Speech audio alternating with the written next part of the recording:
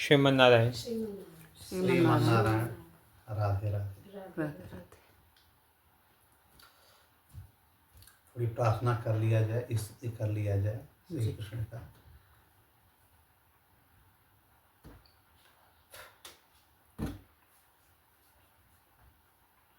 श्री गणेशाय नमः, श्री गणेशाय नमः, श्री गणेशाय नमः, श्री गणेशाय नमः। ओम गंग गणपतये नमः, ओम गंग गणपतये नमः।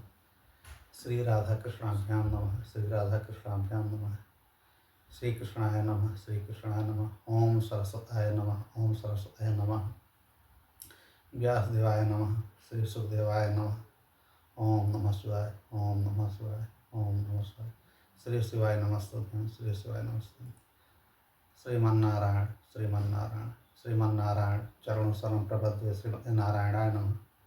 ओम सर्वधर्मपते च मामेकं शरणं व्रज। अहं त्वां सार्वभौमुच्चिष्यामि मा शुचः।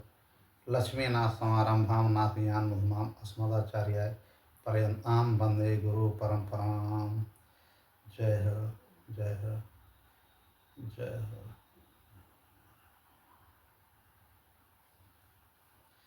श्री कृष्णाय नमः, श्री कृष्णाय नमः, श्री राधाय नमः। राधे राधे, राधे राधे। श्रीमन्नारायण। जैसा कि हमने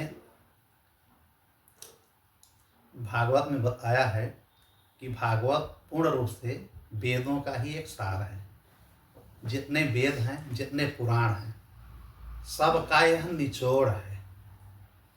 भक्ति से यह संलिप्त है।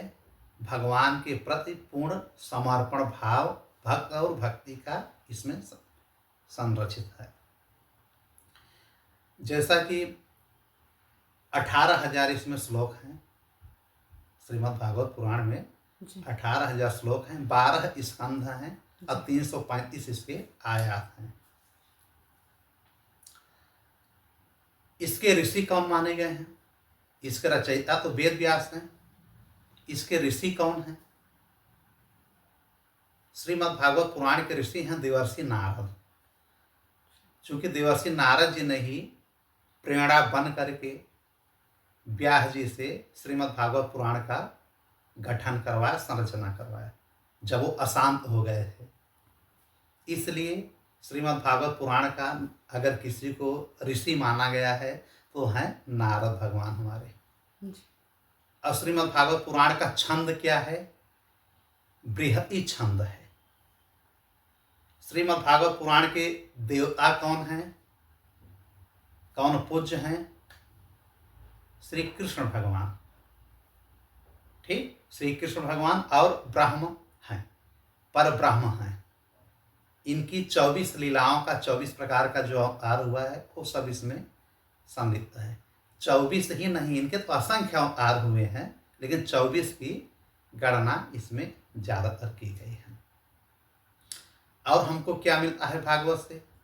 भागवत से हमें भक्ति मिलता है, ज्ञान मिलता है, वैराग्य मिलता है। क्या सही है, क्या गलत है, यह करने का एक निर्णय और क्षमता हमको प्राप्त होता है कि क्या सही है, क्या गलत है, श्रीमद् भागवत से। ठीक है। श्रीमद् भागवत का कीलक क्या है? यही ज्ञान वैराग्य, ज्ञान वैराग्य भक्ति, ये सब कीलक हैं। ठीक है। भक्ति कौन है? श्री हरि की धर्म पत्नी ही है। ठीक है। और इस पुराण को सुनने से सारे क्लेश मिट जाते हैं। पर ब्रह्म सच्चिदानंद प्रभु के चरणों में हम लोग दास भाव रखते हैं। ठीक है। या नवधा भक्ति जो है, नव भक्ति में से किसी एक भक्ति को हम लोग पकड़ लेते हैं। जैसे कि नवधा भक्ति है क्या? नवधा माने नौ प्रकार की भक्ति। हाँ, डिवोशनल 9 टाइप्स। ठीक है। कौन कौन है? पहला श्रवणम, पहले श्रवण करिए किसी चीज को। फिर कीर्तनम, कीर्तन करिए। फिर स्मरणम, याद करिए। फिर विष्णु चरण पाद सेवनम, विष्णु जी के चरणों की सेवा करिए। फिर अर्चनम, भगवान की अर्चना करिए। फिर वंदनम, फिर भगवान की वंदना करनी चाहिए। ठीक है, कितने हो गए? 5-6 हो गए। फिर साख्य वेदनम, दास्य वेदनम और आत्मनिवेदनम। माने अंत में क्या करिए कि सब भगवान के ऊपर छोड़ दीजिए।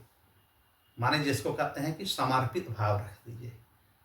इस 9 भक्ति में किसी एक भक्ति को अगर हम मन से लेकर के चले, जैसे श्रवणम, जैसा आप लोग श्रवण कर रहे हैं तो इसको श्रवणम कहते हैं, इसी को सत्संग कहते हैं। प्रथम भक्ति क्या है? सत्संग है। श्रवण आप कर रहे हैं ना, यह सत्संग है। माने भक्ति में परम माना गया है। ठीक है, जब भक्ति आएगी तो ज्ञान वैराग्य अपने आप ही आ जाएगा, उसको अलग से लाने की जरूरत नहीं है।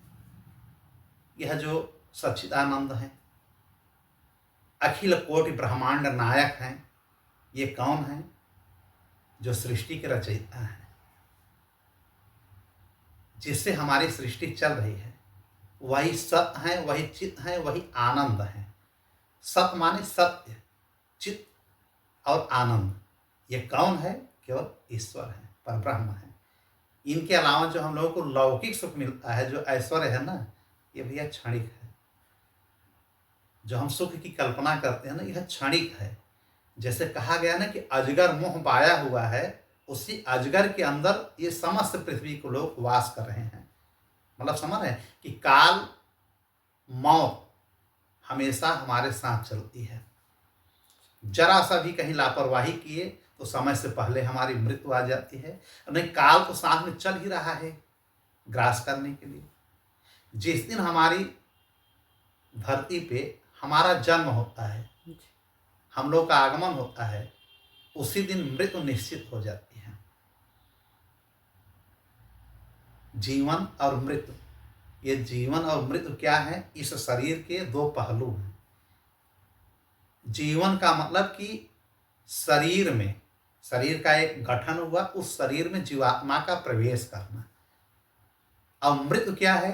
कि इस शरीर से, जो हमारी शरीर है, इसमें जो हमारा आत्मा है वही बाहर निकल जाए, इसी को मृत्यु कहते हैं। बस जीवन मृत्यु का यही खेल है। जैसे जीवन है वैसे मृत्यु है। जीवन में बायोलॉजिकल कैपेसिटी होती है, सारी जैविक क्रियाएं होती हैं, जैसे हम जो बोल रहे हैं, ठीक है, जो चल रहे हैं, श्वसन, प्रजनन, अनेक प्रकार की जो प्रक्रियाएं हैं, यह जैविक प्रक्रिया है, बायोलॉजिकल प्रोसेस है। इसी को हम जीवन कहते हैं। जीवन से मृत्यु तक के बीच का सफर, यही जीवन चक्र है।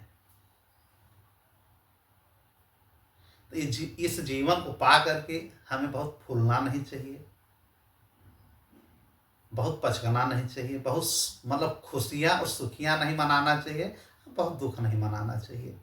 एक लाइन में कहें तो यह जीवन मनुष्य योनि ही साधना योनि है, कर्म योनि है, जिससे कि हम भगवान को प्राप्त कर सकते हैं, यदि अब हम अपने लक्ष्यों से मन हटा करके, कि लक्ष्य हमारे पूरे नहीं होंगे, मरते दम तक कुछ न कुछ लगा रहेगा, तो अपने लक्ष्यों को अब विराम देना चाहिए एक समय के बाद। और अगर समय अभी आपके पढ़ने की है, अभी आपके बिजनेस का है, आपके किसी अधिकारी किसी जगह पे आप पद पे बैठे हुए हैं, सरकार के द्वारा निर्मित किए गए हैं, तब तक आपको पूजा वही समझना चाहिए, वही काम समझना चाहिए, और कार्य को मन लगा के करना चाहिए। वही हमारा धर्म है, वही हमारा कर्म है। अपने पद का दुरुपयोग नहीं करना चाहिए, जैसे आजकल लोग करते हैं ना, सब नरक जाएंगे, जाना ही जाना है।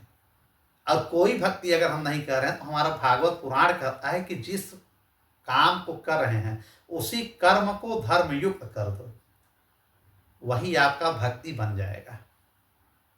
एक भक्ति उसी में जुड़ जाएगी। सब में भगवान के समान देखिए, किसी की अवहेलना मत करिए। कोई न कोई व्यक्ति कहीं न कहीं वो तुच्छ नहीं है। कोई भी व्यक्ति किसी न किसी काम का हर व्यक्ति भगवान ने बनाया है। जो भी चर अचर जो भी बनाया है उन्होंने, सृष्टि में सभी का कोई न कोई किसी न किसी प्रकार की भूमिका होती है।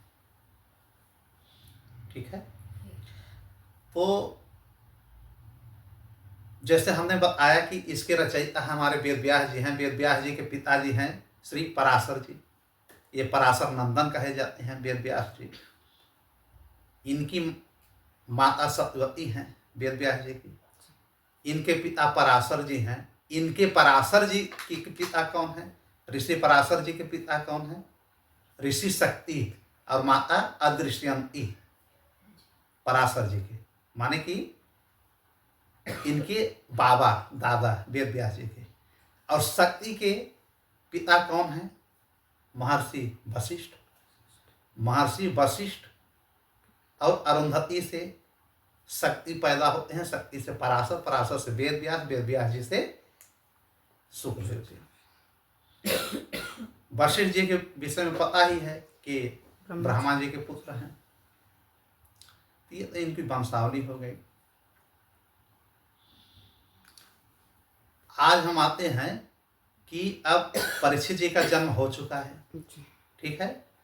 अब 7 महीने के लिए अर्जुन जी गए हैं द्वारका। महाभारत में 36 वर्ष लगभग हो गए हैं। श्री कृष्ण के भक्तों का ही सारा कथन हो रहा है भागवत में ये। तो अर्जुन उनके भक्त हैं, पांडव जितने हैं श्री कृष्ण भगवान के सब भक्त हैं, कुंती भी भक्त हैं, जितने भी लोग हैं इनके भक्त हैं। वही लोग धर्म युद्ध में बचे भी थे। अधर्मी लोग सब मारे गए हैं, चाहे पांडव की तरफ से रहे हों चाहे कौरवों की तरफ से रहे हों। अच्छा, एक प्रश्न भी पूछना था हमको कि क्या पांडव को भी मतलब नरक में जाना पड़ा था कि ये स्वर्ग ही गए थे? चलिए इस कथा को इसमें ला रहे हैं जी। तो 7 महीने के लिए अर्जुन जी गए हैं द्वारिका श्री कृष्ण जी से भेंट करने। और यहाँ पे अब एक छत्र पूरे विश्व के, पूरे जम्बू द्वीप के, आर्यावर्त के, पूरे भारतवर्ष के एक ही राजा थे, राजा युधिष्ठिर, जिन्हें हम धर्मराज के नाम से भी जानते हैं। 5 पांडवों में सबसे बड़े। अभी राजा बन करके, सम्राट बन करके बैठे हुए हैं, न्यायपूर्वक काम करते हैं। किसी प्रकार का अन्याय नहीं होता है। समस्त कौरव मारे जा चुके हैं, अश्वत्थामा का मणि निकाला जा चुका है, वो दर दर भटक रहा है इस समय। गांधारी और धृतराष्ट्र इन्हीं के हस्तिनापुर में, इन्हीं के अधीन रह करके भीम के द्वारा भोजन ग्रहण करते हैं। अब ताऊ ताई बन करके लोग रहते हैं। कुंती भी इन लोगों से बहुत प्रेम करती हैं। किसी प्रकार का कोई गीला शिकवा नहीं कि आपने हमको राज नहीं दिया, बार बार मारने की कोशिश किया, जुए में सब हार गए, कहाँ कहाँ खांडव बन गए, किस प्रकार से रहे, कोई किसी को मलाल नहीं। ठीक 5 पांडव और खासकर युधिष्ठिर अपने ताऊ से, धृतराष्ट्र से और गांधारी से उतना ही प्रेम करते हैं जितना अपनी माँ से, कुंती से या अपने पिता से करना चाहिए। कभी कभी भीम उतार चढ़ाव आ जाता है कि इनकी वजह से इतना महायुद्ध हुआ और ये बैठे हैं, इनका हम लोग सेवा सत्कार कर रहे हैं, लेकिन युधिष्ठिर समझा देते हैं। युधिष्ठिर साक्षात धर्मराज के ही अवतार हैं, भीम वायुदेव के अवतार हैं, अर्जुन इंद्र के ही पुत्र माने गए, ठीक है।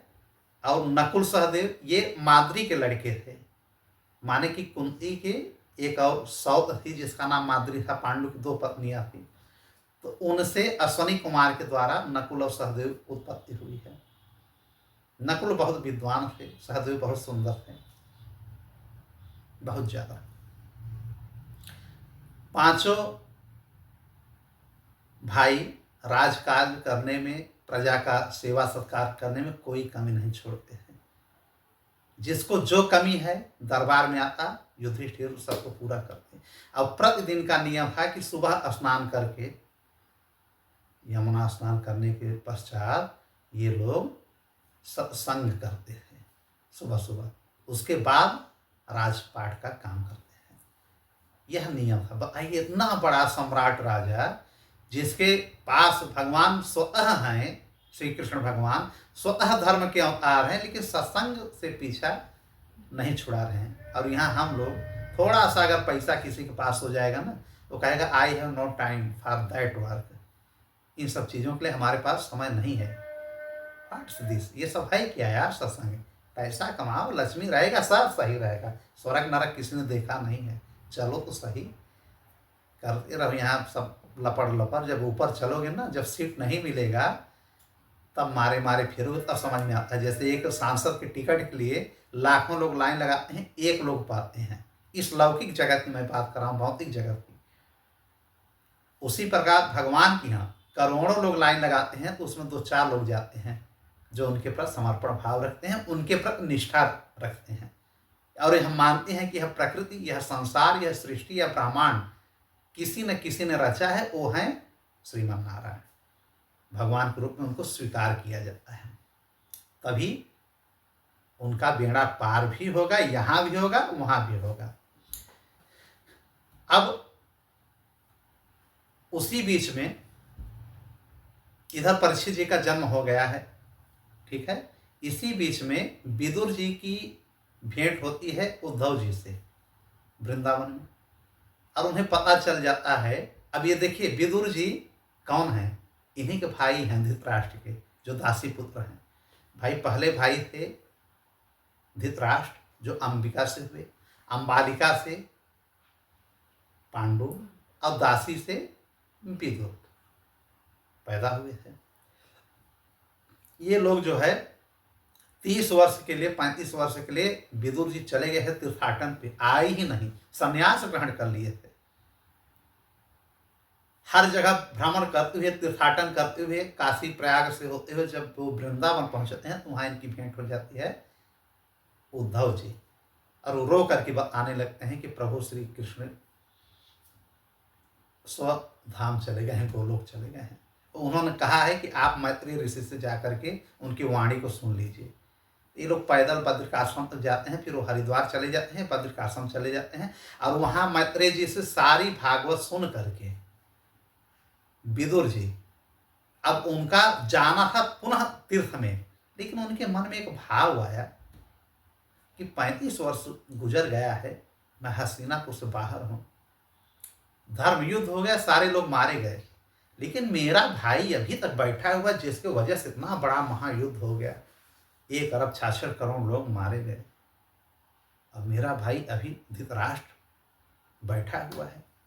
ये उनका उद्धार करने के लिए विदुर जी तीर्थाटन में न जाकर के वापस चले जाते हैं पुनः हस्तिनापुर। हस्तिनापुर में देख करके युधिष्ठिर, पांडव, वहां की प्रजा, जनता, नगरवासी बहुत खुश होते हैं। जबकि इन्होंने एक विरुद्ध काम किया कि जो संन्यास ग्रहण लेता है ना, जो यति बन जाता है, तपस्वी बन जाता है ना, वो पुनः लौट करके घर नहीं आता है। लेकिन विदुर जी सारे धर्मों को जानने वाले, इतने बड़े विद्वान, केवल अपने भाई की रक्षा के लिए पुनः ही वापस आए।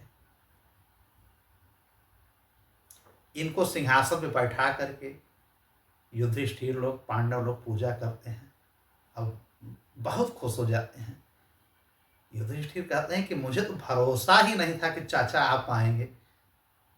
आपने हर मुसीबत में हम लोगों को पिता से बढ़ करके प्रेम दिया है, हर जगह एक अच्छा राय दिया है, और धर्म के साथ आप हमेशा खड़े रहे। वो अलग की बात है कि आपकी सुनवाई नहीं हुई और इतना बड़ा ये महायुद्ध हुआ।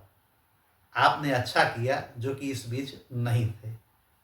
आप आ गए हैं, अब आप जाइएगा मत, आप अब यहाँ से जाइएगा मत। तो विदुर जी ने कहा ठीक है, कुल मिलाकर के हमें पहले अपने भाई से मिलना है। फिर काफी स्तुति भी करते हैं, कौन? युधिष्ठिर। विदुर का इनका काफी संवाद होता है कि जिस समय हस्तिनापुर में हम लोगों को हर बार कहीं जहर दिया जा रहा है, कहीं जुए में हमको लोगों को हरा करके निकाला जा रहा है, कहीं अज्ञातवास हो रहा है, कहीं 12 वर्ष का वनवास हो रहा है, कहीं हम लोगों को मारने के लिए लाक्षागृह में कोशिश किया जा रहा है, हर जगह आपने हमको बचाया। कैसे बचाया? जैसे एक पंछी होता है और अपने पंखों से अपने बच्चों को बचा के रखता है कि आंधी आ रहा है, कहीं बच्चा उड़ने न पाए। ठीक है, जिस प्रकार से एक पक्षी बचाता है, खुद ठोकर खा लेगा, उसी प्रकार से आपने सारे वो धर्म निभाए जो आपको निभाना चाहिए, हर मुसीबत में साथ रहे। काफ़ी उनकी स्तुति भी करते हैं, बहुत प्रसन्न होते हैं कि जिस समय मैं बिल्कुल असमर्थ था, निहसाय था, केवल इधर आपने साथ दिया और उधर हमारे श्री कृष्ण भगवान। तो आप 35 साल से बाहर हैं, तो आप लौटते वक्त तो द्वारिका से आए होंगे। अब ये नीचे सर कर लेते हैं विदुर जी, क्योंकि विदुर जी को पता था कि श्री कृष्ण जी यदुवंशियों को नाश करके अब स्वतः चले गए हैं गोलोक। यह बात अभी युधिष्ठिर को पता नहीं था। अर्जुन गए हैं, अर्जुन वापस ही नहीं आए हैं। जिस समय श्री कृष्ण जी अपनी लीला का समापन कर रहे तो उस समय अर्जुन वहां पहुंच गए, लेकिन लौट करके अभी आए नहीं थे, गम में वहां पे डूबे हुए। तब तक विदुर जी यहाँ पे आ गए, लेकिन विदुर जी ने इस घटना का जिक्र युधिष्ठिर से नहीं किया कि अभी सब दुखी हो जाएंगे। और श्री कृष्ण भगवान के जाते ही कलयुग का पदार्पण धरती पे हो गया था। ठीक है, तो इन्होंने उनका जिक्र न करके इन्होंने कहा कि हम वहां नहीं गए हैं, हर जगह तीर्थाटन करके चले आए हैं। अब विदुर जी जाते हैं धृतराष्ट्र के पास, देख रहे हैं धृतराष्ट्र और गांधारी एक जगह सिंहासन पे बैठे, नौकर चपरासी अभी भी लगे हैं, वही मान सम्मान। अब विदुर जी पहुंचते ही कहते हैं महाराज जी को प्रणाम, महाराज जी की जय हो,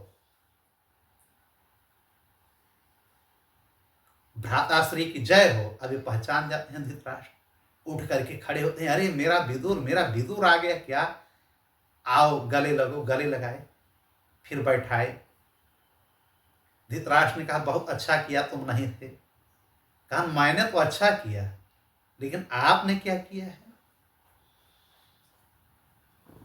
मैं तो उस रक्त को नहीं देख सका, उस युद्ध को नहीं देख सका, मैं चला गया तीर्थाटन में, और आप बैठ करके यहाँ पे एक राज्य के चक्कर में अपने ही बेटों को लड़ा करके इतना बड़ा महाभारत युद्ध करा करके, और वो भी संजय से पूछ रहे हैं कि हमारे लड़के जीत रहे हैं कि क्या कर रहे हैं, पांडव के सैनिक मारे जा रहे हैं, आप खुश हो रहे हैं। अब नीचे धृतराष्ट्र सर कर ले रहे हैं। कहा महाराज सुनिए। धृतराष्ट्र कहा महाराज हमको मत कहिए, अब काहे का मैं महाराज हूं, गद्दी तो युधिष्ठिर बैठे हैं। इन्होंने कहा विदुर जी ने कि अभी आपके मन में तृष्णा है, कामना है, इच्छा है कि आप राजा बने रहें। ये बोल कुछ नहीं रहे हैं, फिर इनको बहुत लताड़ते हैं। विदुर जी इनको बहुत बुरा भला कहते हैं, बहुत कुछ। ये शर्मिंदगी से भर जाते हैं धृतराष्ट्र। जब विदुर जी कहते हैं कि आपको शर्म नहीं लग रहा है, आपको तो चुल्लू भर पानी में एकदम डूब के मर जाना चाहिए कि जिस घर को बर्बाद करने के लिए, जिस भतीजों को मारने के लिए, जिसको 1 इंच जमीन नहीं दे रहे थे, आप पुत्र मोह में दुर्योधन जैसे कुकर्मी पुत्र के चक्कर में अपने सुयोग्य पुत्रों को आप भूल गए, महाभारत युद्ध करा दिए, और आज उन्हीं के टुकड़ों पे आप पल रहे हैं महाराज। कहा महाराज हमको मत कहे, कहने महाराज ही हैं आप।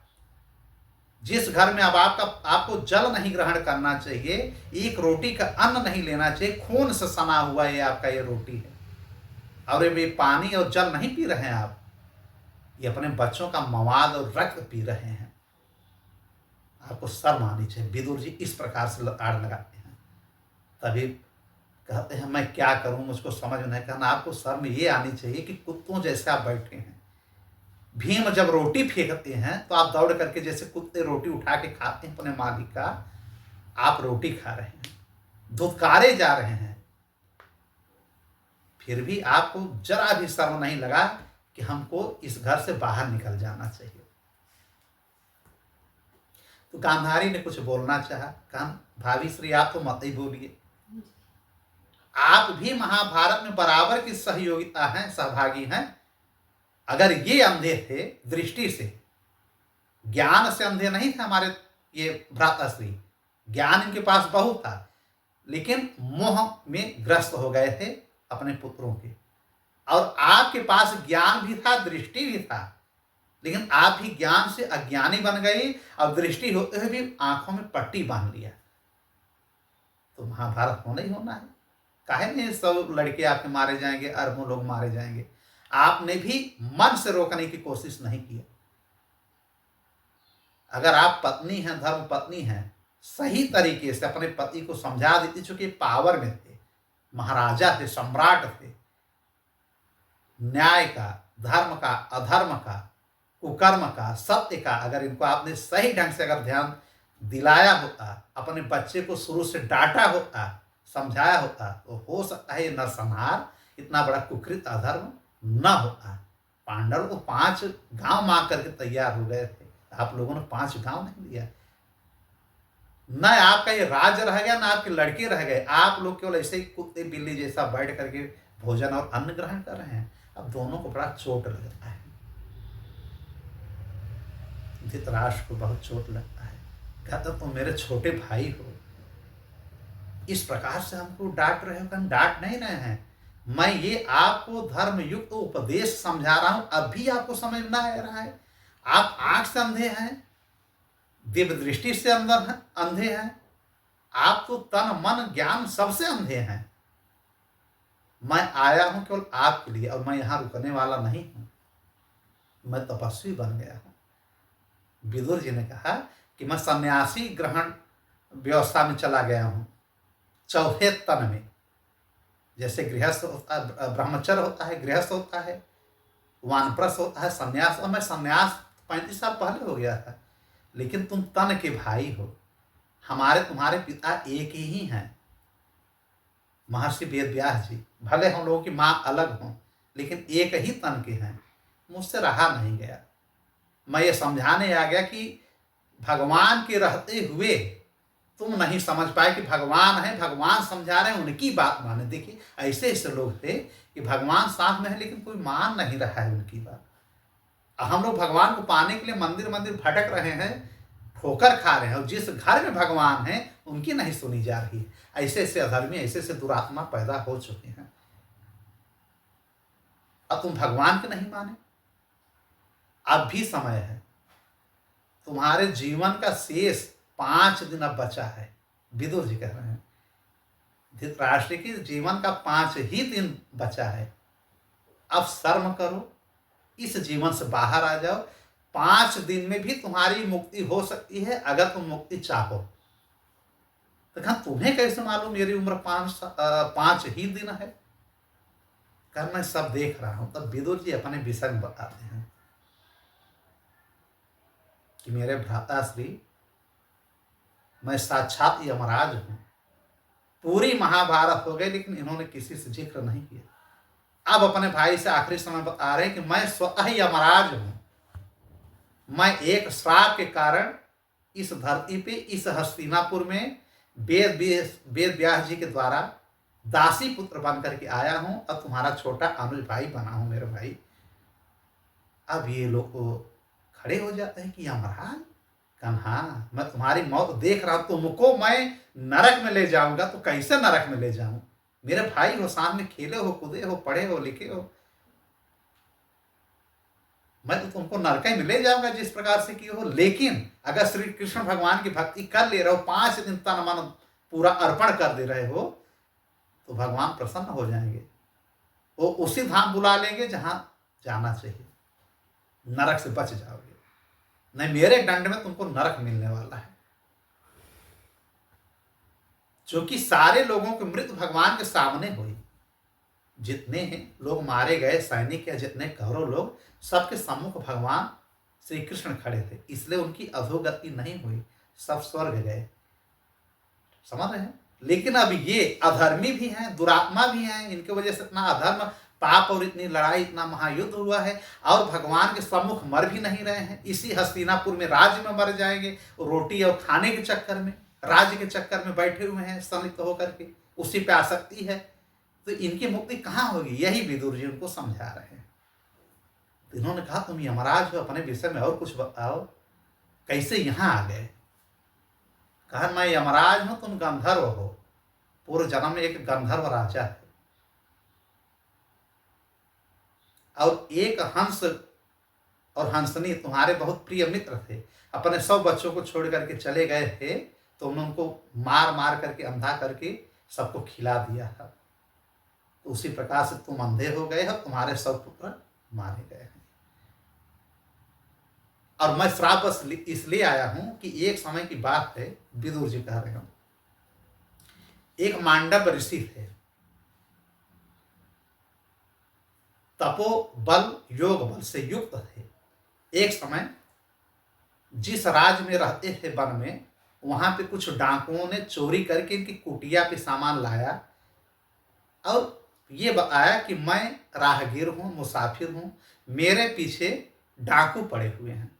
डाकू लोग ही बता रहे हैं कि मेरे पीछे डाकू पड़े हैं और राजसी वस्त्र पहन करके हमको पकड़ करके मेरा धन लेना चाह रहे हैं, मारना चाह रहे हैं। तो मांडव ऋषि ने कहा, अच्छा तो तुम लोग राहगीर हो, मुसाफिर हो? डाकू ने कहा हाँ। कहा मुझसे क्या चाहिए? कहा मेरे प्राणों की रक्षा करिए, मेरे धन की रक्षा करिए। इन्होंने कहा मेरे कुटिया में धन रख करके तुम लोग पीछे से भाग जाओ, बाकी मैं इन डाकुओं को समझ लूंगा। अब जो पीछे से आते हैं डाकू नहीं रहते हैं, वो राज सैनिक रहते हैं। विदुर जी बता रहे हैं धृतराष्ट्र को। और उन लोगों ने देख लिया कि कुटिया में धन छिपाया जा रहा है और वो लोग पीछे से भाग गए।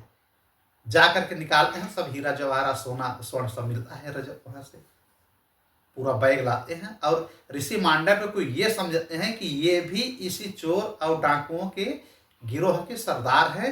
नकली दाढ़ी साधु बन करके, जैसे पाखंडी साधु होते हैं, वही पाखंडी साधु ये मांडव ऋषि। उनके विषय में लोग जानते नहीं थे। जंगल में कुटिया बना करके रहते थे। राजा के पास ले गए, राजा की यहाँ इनकी पेशी हुई। राजा ने जब सारी बात सुन लिया, इनसे पूछा ये बात सच है कि क्या तुमने धन को अपने कुटिया में रखवाया था? इन्होंने कहा हाँ महाराज ये बात सत्य है। लेकिन उन्होंने कहा लेकिन क्या? जब तुम डाकुओं का धन संग्रह करके अपने कुटिया में रखवाए, हमारे सैनिकों ने देख लिया, तो लेकिन कह रहे हो? इनको तत्काल सूली पे लटका दिया जाए, और वो भी बरछे वाली सूली, उसके बीच में इनको बैठा दिया जाए, इनका पूरा शरीर जिससे फट जाए, पीछे से निकल जाए। अब मांडव ये ऋषि कुछ बोले नहीं पा रहे हैं, बस कह रहे हैं कि आप अन्याय कर रहे हैं, ले जाओ ऐसे पाखंडी साधुओं को, इनकी वजह से समाज में गंदा प्रभाव जाता है। जब एक ऋषि ऐसा करेगा, मुनि ऐसा करेगा, तो फिर समाज कैसे चलेगा? ऐसे पाखंडी साधुओं को जीने का कोई अधिकार नहीं है। उस राजा ने बहुत विवेक से काम नहीं किया। इन्होंने सोचा कि मेरे प्रारब्ध में ये कहां से हो गया? अपने तपोबल से देख रहे हैं तो ये पूरे जन्म में कई जन्म का देख रहे हैं पीछे का, कोई इन्होंने पाप ही नहीं किया है मांडव ऋषि। फिर कहे नारायण क्या कर रहे हैं मेरे साथ? फिर नारायण की इच्छा समझ करके इन्होंने सैनिकों को अपने हवाले कर दिया। बीच बाजार में सूली पे एक बड़ा सा सूली खड़ा करके बाजार में इनको बाजार में लटकाए गए, जिससे सब देखें और जो पाखंडी साधु संत हों भाग जाए, वो गलत न करें। यह राजा का यही उनका आदेश था। इनको चढ़ा तो दिया गया सूली पे, लेकिन सूली पर, वो सूली पे जितना भी वो नीचे कर रहे हैं, सूली नीचे ही रह जा रही, इनका शरीर सूली के ऊपर। तपोबल थे, भगवान के बहुत बड़े भक्त थे। सूली इनको कोई प्रभाव नहीं कर रही है। अब सुबह से शाम हो गया, देखते देखते पूरे नगर में ढिढोरा पीट गए कि अरे बाप रे, बहुत कोशिश किया जा रहा है, उनको ढकेला जा रहा है, अपने तपोबल से उसके ऊपर चले जा रहे हैं। सूली के ऊपर किया जा रहा है, उसके ऊपर मतलब एक हाथ का फासला एक बित्ते का बना ही रहा। तो राजा के पास खबर गई, तो राजा भाग करके आते हैं, दुहाई ऋषि की, ऋषिवर माफ कीजिए, तत्काल इनको बांधे रहते हैं, इनको निकाला जाता है। चरणों में गिर करके राजा माफी मांगते हैं। सारे सैनिक नगरवासी सब नतमस्तक हो जाते हैं कि आप कौन हैं? तब इन्होंने कहा कि मैं मांडव ऋषि हूं। तुम्हारा ये न्याय है राजा? कहा मुझे माफ करिए, मुझे माफ करिए। फिर उन्होंने कहा तुम्हारा न्याय नहीं है, तुमने पूरी बात नहीं सुनी, बस इतना ही अन्याय है। लेकिन मेरे कर्म में ऐसा लिखा क्यों गया? मेरे भाग्य में ऐसा मैंने कोई कर्म नहीं किया, मेरे प्रारब्ध में ऐसा लिखा क्यों गया? मेरा भाग्य ऐसा बना क्यों? ये सब काम यमराज का है। क्या यमराज की इच्छा है कि मैं मर जाऊं? मैं यमराज से डायरेक्ट बात करूंगा। देखिए इतने तपोबल महर्षि थे। राजा को माफ किया, ये तत्काल चले गए यमपुरी, नरकपुरी। नरकपुरी कहाँ है? पाताल के सबसे नीचे, ठीक है। तो वहां पे ये यमराज बैठे हुए थे। इनको कोई रोक नहीं पाया, अपने योग बल से सूक्ष्म शरीर धारण करके वहां पहुंच करके प्रकट हो गए। अब जब यमराज देख रहे हैं, यमराज माने यही विदुर, तो उन्होंने प्रणाम किया कि अरे ऋषिवर, आप यहाँ आने का क्या तात्पर्य? सशरीर चले आए, सशरीर आने का कहीं पे विधान है नहीं, लेकिन अपने तपोबल से चले गए। उन्होंने कहा यमराज, इस संयम पुरी में तुम बैठ करके धर्म का काम करते हो, तो मेरे साथ अधर्म क्यों किए, पहले ये बताओ। उन्होंने कहा ऋषिवर, मैंने क्या अधर्म किया? कहा मुझको सूली पे क्यों चढ़ाने का तुमने विधान लिख दिया? जो विधान तुमने लिखा है, लिखा तो विधाता ने है, लेकिन तुम उसको रोक सकते हैं कि मेरी मृत्यु ऐसे नहीं है। तुम तो अपने हिसाब से मुझको मार ही डाल रहे थे, तुम्हारे न्याय में भेद है, ऐसा क्यों किया? तो उन्होंने कहा कि ऐसा है ऋषिवर, किसी जन्म में आप जब छोटे बालक थे तो तितलियों को पकड़ करके उसमें कांटे से चुभोया करते थे। तो कहा तो हर जन्म में हर बालक करता है, इस जन्म में भी मैंने किया है। कहा हाँ, तो वही पाप इकट्ठा होकर के आपको सूली के रूप में आ गया है, लेकिन आप तपोबल से अपने आप को बचा लिए। यमराज कह रहे हैं। कहा इसका मतलब कि अगर मैं योगी न होता, मैं यति सन्यासी महर्षि न होता, तो मेरी मृत्यु निश्चित ही तुम्हारे कांटे की वजह से, वो भी अज्ञानता में, शिशु बचपन काल में हमने किया है। तुम्हारा न्याय नहीं है। तुमको मैं श्राप दे रहा हूं यमराज कि तुम धरती पे जन्म ले लो, वो भी शूद्र योनि में, निम्न योनि में, दासी योनि में, और खूब वहां धर्म की दुहाई देते रहना। तुम्हारे आंखों के सामने सब अधर्म होगा, सब पाप होगा, सब अशुभ होगा, तुम संभाल नहीं पाओगे, तुम चिल्लाते रह जाओगे। बहुत ज्ञान है, बहुत सारा पाप तुम्हारा निरस रहेगा, तुम्हारा कोई सुनेगा नहीं, तुम्हारे आंखों के सामने सब अशुभ काम होगा, नरसंहार होगा, सब कुछ होगा। और 12 साल तक के बच्चों के लिए अगर कोई अपराध कर रहे हैं तो अपराध संहिता से उस अपराध को निकाल दो, नहीं तुम्हारी न्याय प्रणाली मैं पूरी भ्रष्ट कर दूंगा। तो यमराज ने मान लिया कि प्रभु ठीक है। तो अपने रजिस्टर में उन्होंने चित्र के उनसे अपने क्या नाम है, हाँ चित्रगुप्त से, हाँ सीजी, हाँ चित्रगुप्त सीजी से कहते हैं कि ऐसा है कि आप अपने रजिस्टर में मेंटेन करिए कि 12 वर्ष के बालकों का कोई अपराध मान्य नहीं होगा। ये किसके वजह से हुआ? मांडव ऋषि की वजह से। अब तभी से अभी हमारे कॉन्स्टिट्यूशन में नियम है कि 10-12 साल के लड़के अगर कोई अपराध करते हैं तो उस अपराध को गंभीर अपराध नहीं माना जाता। यहाँ तक कि 16 वर्ष तक के अपराधों को क्षम्य करने की जुडिशियल में व्यवस्था की गई है। 12 साल बिल्कुल, ये मांडव ऋषि की हिसाब माने हमारा नियम भी लगभग हमारे वेदों से, हमारे सनातन से, हमारे यमपुरी या जो संविधान वहाँ का बना हुआ है, कहीं न कहीं पुरातन और सनातन से मेल खाता है किसी न किसी प्रकार से। और तब उन्हीं को 100 वर्ष के लिए, यमराज को लगभग 100 वर्ष, 125 वर्ष के लिए इनको धरती पे आना पड़ा, एक दासी पुत्र के रूप में, विदुर बन करके। विदुर माने विशेष ज्ञानी, बहुत ज्ञानी थे भाई। पूरा धर्मराज ही हैं, यमराज भी हैं। यमराज 2 खंड में होते, एक धर्मराज होते हैं, एक यमराज। जब न्याय करते हैं तो धर्मराज रहते हैं, और यमराज रहते हैं जब बड़ी बड़ी आंखें करके लोगों को डराते रहते हैं। नरक जब भेजना होता है तो यमराज रहते हैं। तो यही यमराज विदुर बन करके आए हैं। आज विदुर सुना रहे हैं, ये कहा अपने भाई धृतराष्ट्र कि मेरा भी समय होने वाला है। तो धृतराष्ट्र जी कह रहे हैं तो तुम चले आए हो 125 वर्ष के लिए, तो तुम्हारा सिंहासन खाली होगा तो इतना ये जो अत्याचार सृष्टि में हो रहा है कौन संभालता होगा? जी। वो हमारे पिता के भाई हैं, आर्यमा हमारे चाचा हैं। आप यहाँ भाई बने हैं, लेकिन वो आर्यमा जी हमारे चाचा हैं। वो पितृलोक के देवता हैं। जैसे पितरलोक नहीं बनाए है, उस लोक के अधिष्ठाता कौन है? आर्यमा। तो आर्यमा को इन्होंने जिम्मेदारी दिया कि जब तक मैं नहीं आऊँगा आप अपना पितरलोक भी संभालिएगा और मेरा ये नरक लोक या जो मेरा नियम कानून है यमपुरी का, इसको भी आप संभालिएगा। तो आर्यमा माने इनके चाचा, भाई नहीं लगेंगे, इनके चाचा लगेंगे। ये 100 वर्ष के लिए भागवत पुराण में 100 वर्ष लिखा है, लेकिन जहाँ तक है 125 वर्ष के लिए आए थे।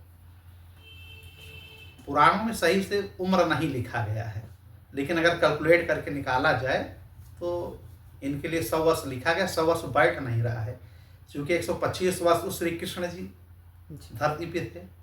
125 वर्ष 8 महीने लगभग 26 दिन, और ये भी उनके पहले आए हुए थे, तो लगभग 130 वर्ष तो ये रहे होंगे धरती पे ना विदुर जी। तो जब तक यहाँ रहे तब तक इनके लोग को आर्यमा संभाले थे। आर्यमा आदित्य हैं। कौन है? आदित्य हैं। अच्छा, तो आदित्य की बात उठी तो ये भी समझ लीजिए कि 12 आदित्य होते हैं। ये आदित्य कौन है? ऋषि कश्यप और माता अदिति के पुत्र 12 हैं। यही 12 आदित्य हैं। जो 12 महीने होते हैं हमारे, उन्हीं की सब संरक्षक हैं, उन्हीं के देवता हैं। और ब्रह्मांड में हमारे सृष्टि में शुभ फल देने वाले हैं। इन्हीं की वजह से सृष्टि में मंगल होता है, 12 आदित्यों की वजह से। 12 आदित्य हैं कौन कौन? एक हैं इंद्र भगवान, जो जल बरसाते हैं, जो स्वर्ग के देवता हैं। कश्यप के सबसे बड़े पुत्र और अदिति माँ के इंद्र हैं। फिर दूसरा कौन है? सूर्य भगवान, जिनकी वजह से हमको प्रकाश मिलता है, रोशनी मिलता है। ठीक, 2 हो गए ना। तीसरा हो गए यही आर्यमा, जो पितृ लोक में पितरों के देवता हैं। जैसे जो मर के जाता है तो कुछ समय के लिए स्टे हाउस जो होता है वो पितर लोक भी होता है। आर्यमा हो गए, गिनते रहिए। फिर एक हुए पूषा, एक हुए त्वष्टा। त्वष्टा बहुत बड़े ऋषि भी थे, इनकी कथा भी भागवत में आगे आएगी, हम बताएंगे। एक थे सविता, ठीक है, और एक थे भग, एक थे धाता, एक थे विधाता। विधाता को अंशुमान भी कहा जाता है। वैसे विधाता तो ब्रह्मा को कहा जाता है, लेकिन इन 12 में जो विधाता थे उनको हम अंशुमान भी कहते हैं।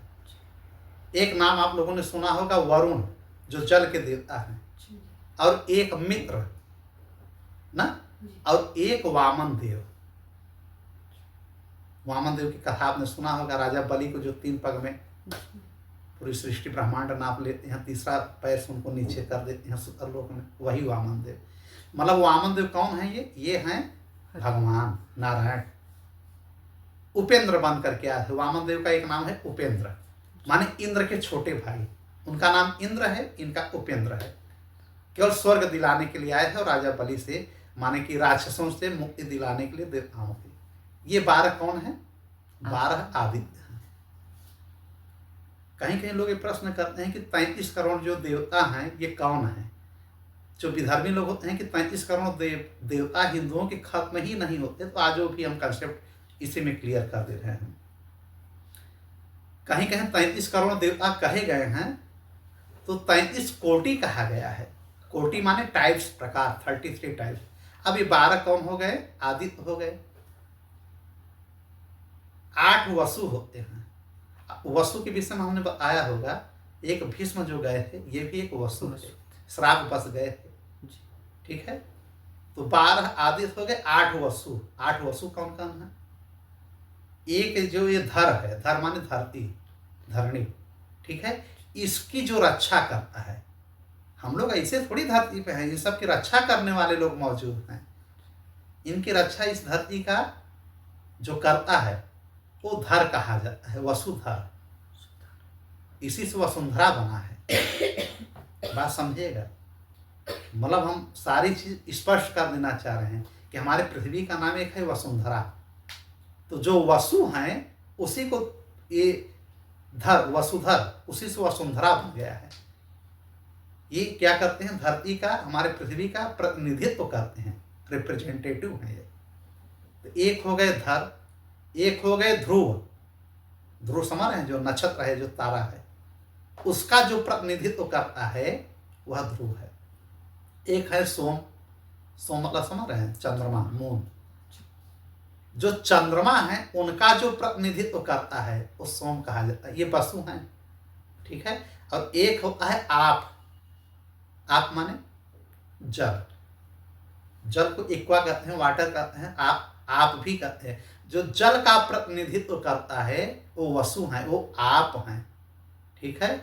एक होता है अनिल, अनिल माने अग्निदेव, अग्निदेव की जो प्रतिनिधित्व करता है, माने उन पे नजर रखता है कि कहीं कहाँ गलत कर रहे हैं, कहाँ सही कर रहे हैं।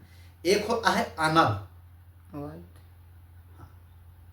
नहीं, अनिल माने, अनल माने अग्नि होता है, अनल माने अग्नि होता है, अग्निदेव, ठीक है। और अनिल माने तो पवन देव हो गए, वायु हो गया, आप गलत कह रहे हैं, ठीक है।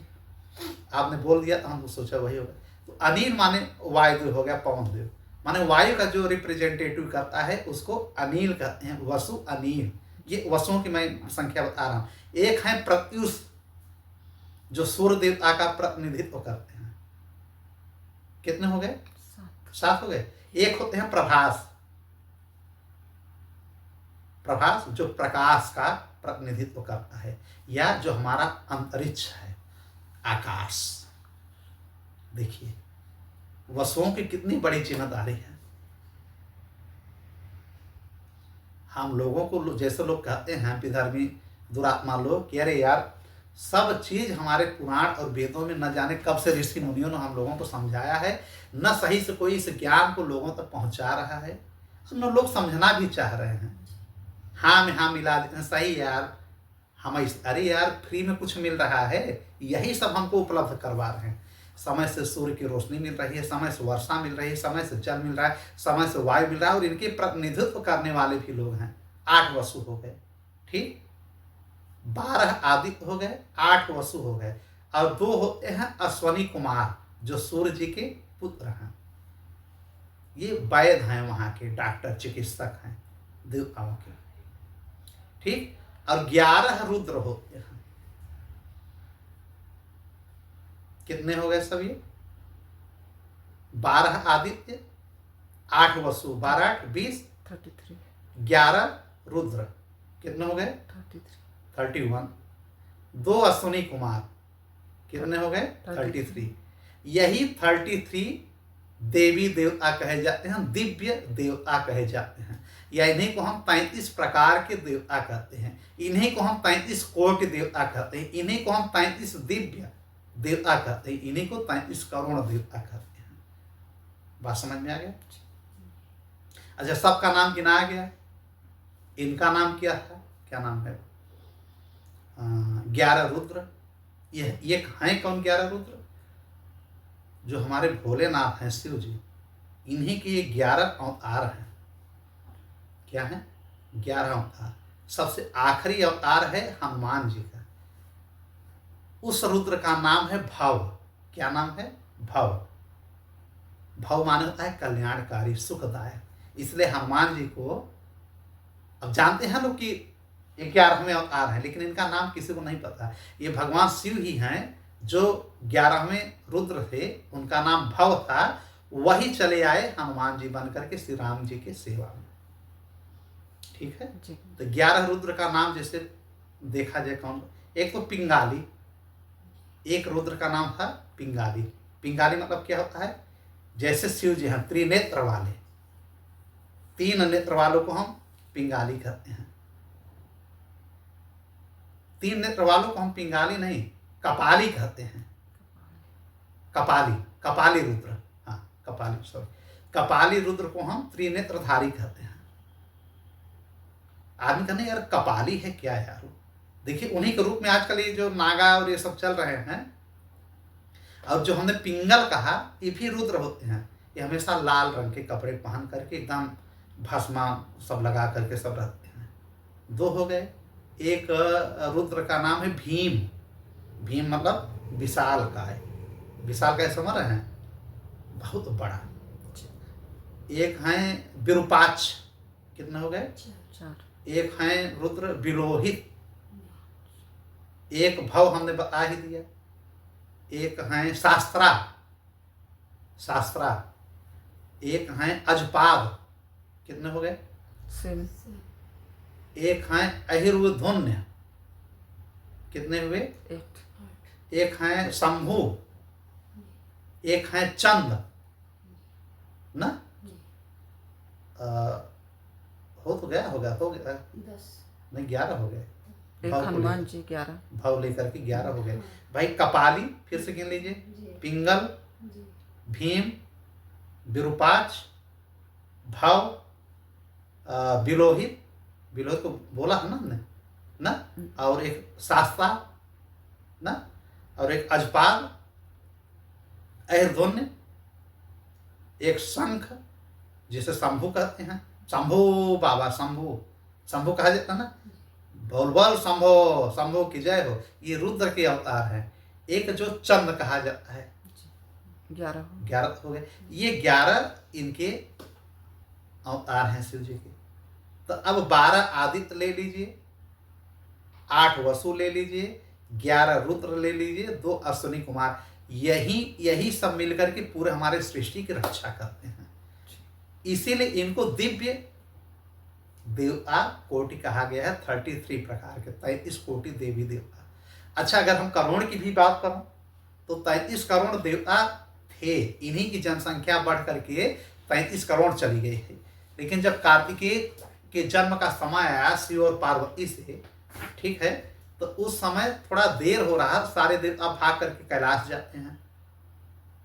और शिव जी का और पार्वती माँ का उस समय एकांतवास था। ये लोग चिल्लाने लगते हैं, अरे हर प्रभु बचाओ, शिव बचाओ, शिव बचाओ। तो ये जिस कंडीशन में रहते हैं उसी कंडीशन में भाग करके बाहर आते हैं भोलेनाथ। माता से मिल नहीं पाते, एकांतवास इनका पूरा नहीं हो सकता। इन्होंने सोचा कि कोई नई घटना हो गई क्या। तो लोगों ने कहा, प्रभु हजारों वर्ष हो गया पुत्र पैदा नहीं हुआ और वो राक्षस तांडव किया हुआ है। उस राक्षस को मारने के लिए आपके पुत्र कार्तिकेय की ही जरूरत है। तो इन्होंने कहा, तुम लोग इतना तेज चिल्ला रहे हो कि हमने सोचा कोई नई विपत्ति आ गई, कैलाश पे आ गए हो। अरे यार, उसी काम में तो मैं लगा हुआ हूँ। पुत्र होने दोगे तब तो होगा। तब तक माँ पार्वती निकल जाते हैं कैलाश गुफा से बाहर। तारकासुर का वध करना था। उसमें बहुत भयंकर राक्षस था। उसने वरदान ले लिया है ब्रह्मा जी से कि शिव के पुत्र से ही मेरी मृत्यु हो। चूंकि जान रहा है कि शिव जी शादी करेंगे नहीं, सती माँ के वियोग में है। फिर देवताओं ने पार्वती से इनकी शादी करा दिया। फिर ये समाधि में चले गए तो वो जीता रहा। और फिर जब ये माता पार्वती से मिलने गए तो देवताओं ने खंडित कर दिया मिलन। तब माँ पार्वती ने कहा कि तुम लोग देवी देवताओं हर वक्त भोलेनाथ के पीछे पड़े रहते हो। ये वैसे हमको समय नहीं दे पाते, समाधि में चले जाते हैं हजारों वर्ष के लिए।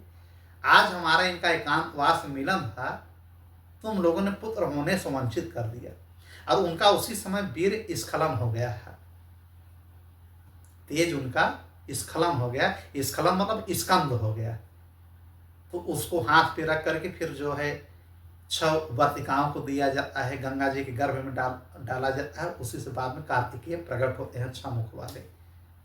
लेकिन माता पार्वती के गर्भ से वो पैदा नहीं हो पाते। इसलिए माँ को यह सुख नहीं मिला कि मैं अपने गर्भ से बच्चे को उत्पन्न करूं। उन्होंने श्राप दे दिया समस्त देवताओं को।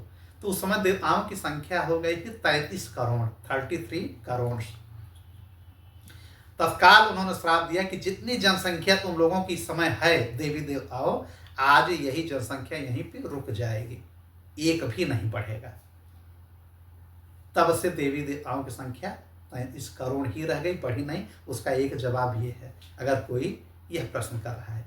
या 33 कोटि का मतलब करोड़ मत मानिए, 33 प्रकार मानिए। कोटि मतलब टाइप्स, प्रकार। तो यही हो गया 8 वसु, 11 रुद्र, 2 अश्विनी कुमार और 12 आदित्य। ठीक है। अच्छा, ये अर्यमा पे हमने सुना दिया कि अब अर्यमा की बात जो विदुर जी ने कहा। अब हम आते हैं विदुर जी पे। फिर विदुर जी इन लोगों को रात्रि में ही ले करके हस्तिनापुर से निकल जाते हैं, चले जाते हैं कहाँ? हिमालय। किसको? धृतराष्ट्र को। और धृतराष्ट्र के पीछे गांधारी भी लग जाती है। अच्छा, महाभारत में अलग कथा है कि गांधारी, कुंती और ये तीनों जाते हैं धृतराष्ट्र, लेकिन हम पुराण की बात बता रहे हैं, अपने भागवत पुराण की। तो इनके साथ चले जाते हैं गांधारी और धृतराष्ट्र कहाँ? हिमालय पर्वत पे। और वहाँ पे 7 ऋषियों के लिए गंगा जी 7 धाराओं में अपने आप को विभाजित कर दी थी। 7 ऋषि थे वहाँ पे, और 7 ऋषियों के स्नान के लिए, पूजा पाठ के लिए गंगा जी 7 धारा में अलग अलग बह गई थी। उनको सप्तधारा गंगा कहा जाता है। तो वहीं पे पहुंच करके विदुर जी ने कहा कि अब आपके पास 5 दिन का समय है। कैसे मरेंगे ये नहीं बता रहे हो। इस 5 दिन में 7 ऋषियों के लिए सप्तधारा निकली हुई है गंगा जी की, यहीं आप पूजन पाठ करिए, आपका भला हो जाएगा। जैसे वो शुरू किए वैसे गांधारी करने लगे।